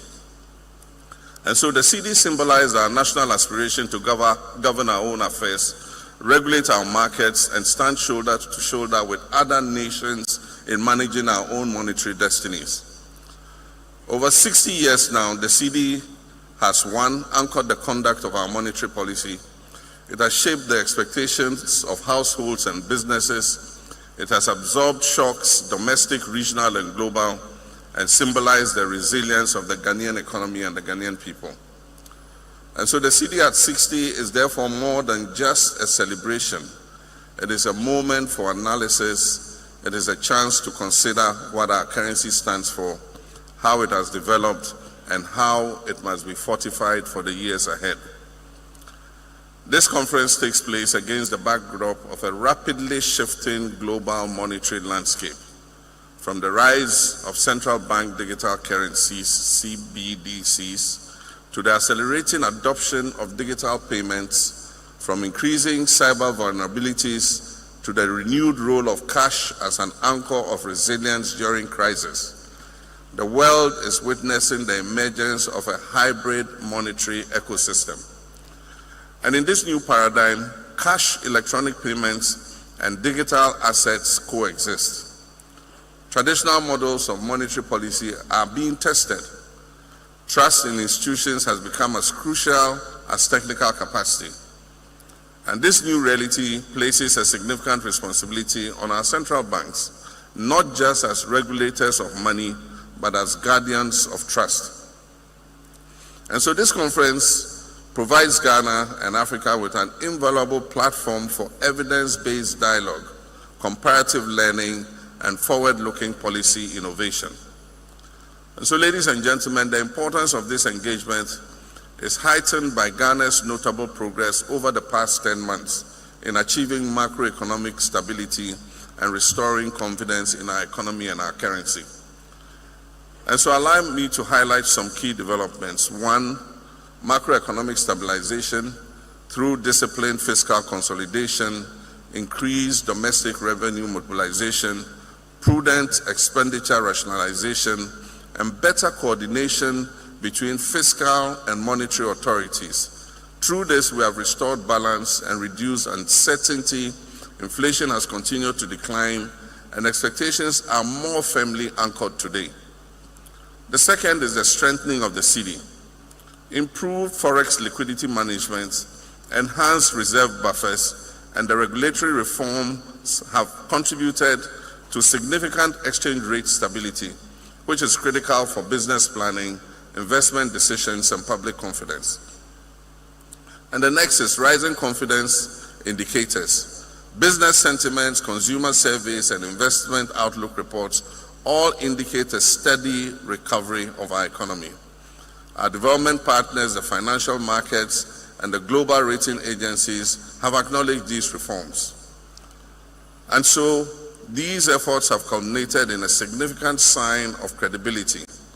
Ghana's sovereign rating by S&P was upgraded recently from CCC+/C to B- B with a stable outlook on 7th November 2025.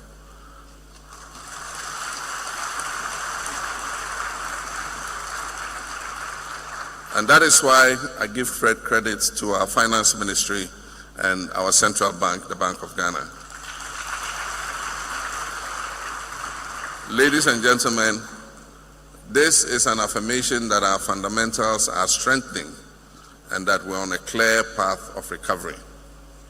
These gains must be protected, consolidated, and expanded through policy discipline and institutional coherence. A core principle of effective economic management is an independent, credible, and professionally insulated central bank. And so let me state unequivocally that the government of Ghana is firmly committed to safeguarding the independence of the Bank of Ghana.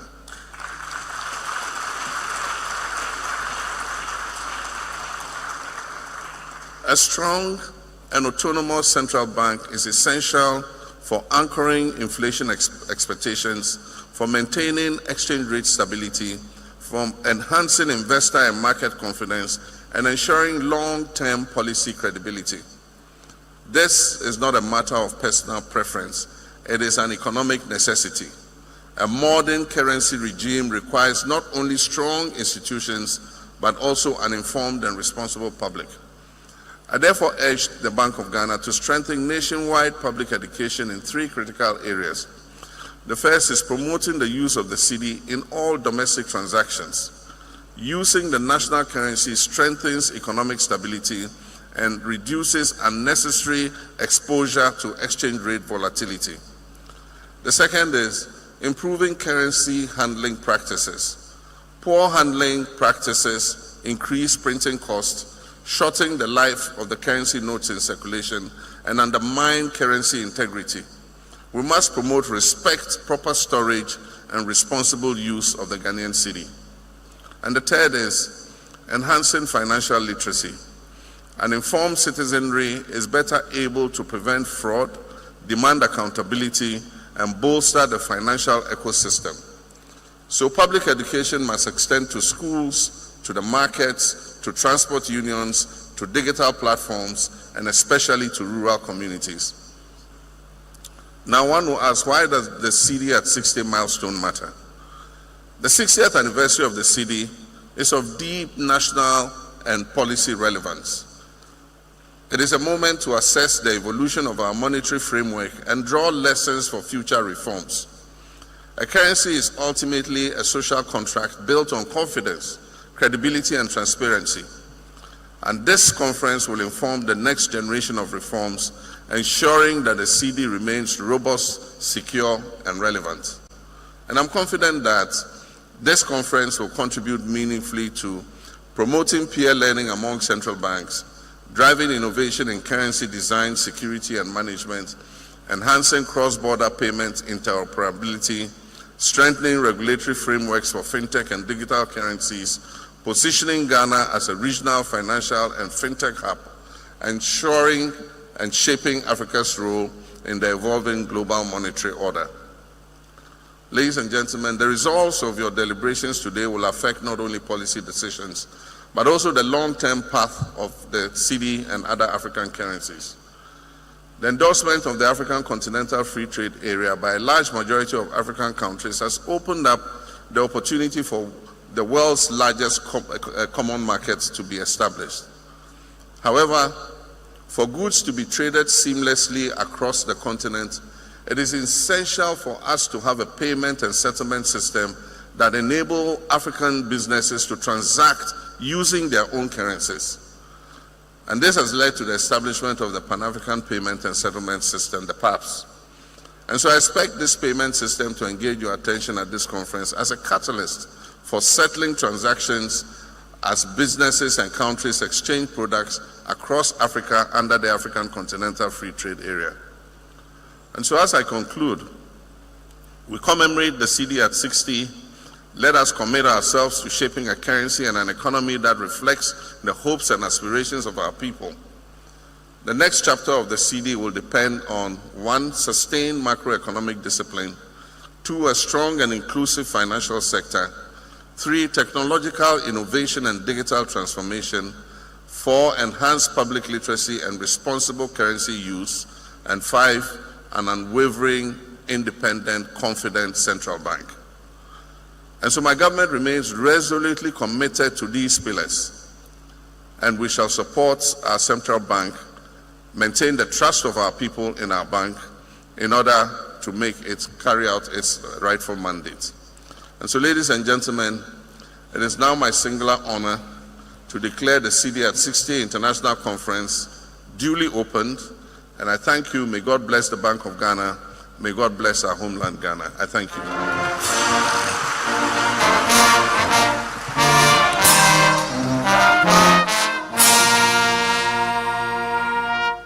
Thank you, Michelle. Thank you, Your Excellency. May we please request your kind presence, as you have already graced this occasion for us, to kindly honor us with a photo group for us this morning. We'll be most grateful. Thank you very much, sir. So please, Mr. President, one more time, Mr. President of the Republic of Ghana.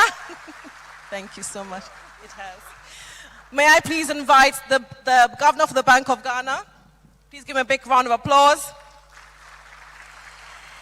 His first deputy, Dr. Zachary Mumuni, and of course, the team for the currency research for our first group pictures, please.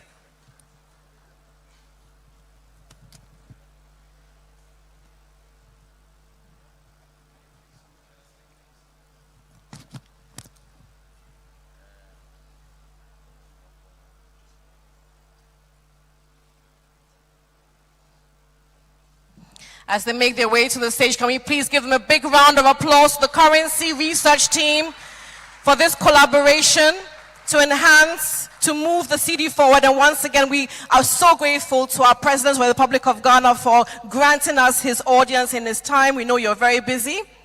So may we ask all members of the media to ensure that pictures are taken swiftly and orderly.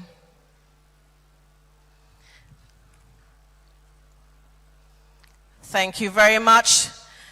Thank you very much. A big round of applause once again for the President of the Republic of Ghana, the Governor of the Bank of Ghana and his first deputy, and the currency research team. Your Excellency, thank you very much. We're most grateful for your time. But would like to steal one more minute of yours, sir. One more minute, sir. One last picture. Thank you. Can we please give him a big round of applause for being so gracious and kind? We do know that he has a very busy schedule.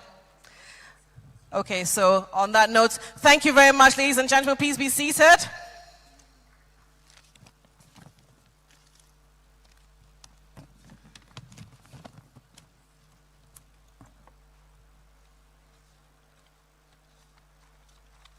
May we please have our national anthem.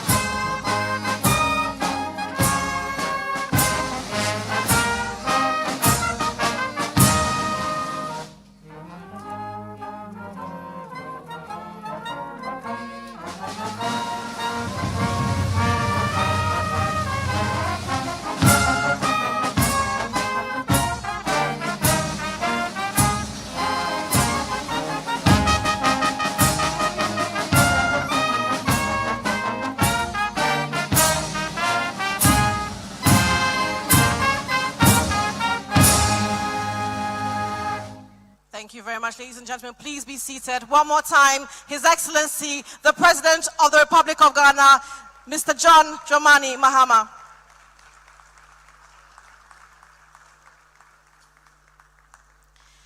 Thank you so much, sir. Now, ladies and gentlemen, this conference will be in several sections. First of all, we begin our leadership and sovereignty sessions, followed by a dynamic fireside chat, and then a headline presentation. We'll also continue innovation and culture sessions, and followed by a microeconomic panel, practical case study, and infrastructure insights. And we close, finally, our CBDC and interoperability panel later during the course of the day. Each segment is designed to give us a complete forward-looking understanding of Ghana's currency 60 years after. So, ladies and gentlemen, as we allow the stage to be set, may we entreat you to give us a few more minutes and your patience for the morning conference to begin. Thank you.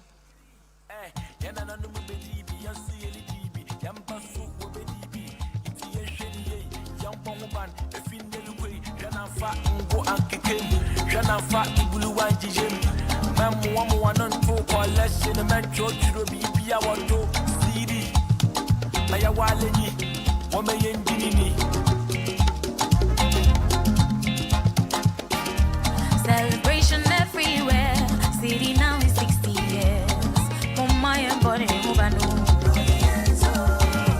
Everybody, let's join hands. Yeah, my city, good defense from generation to generation. Ghana City, Ghana City, rooted deep in our heritage.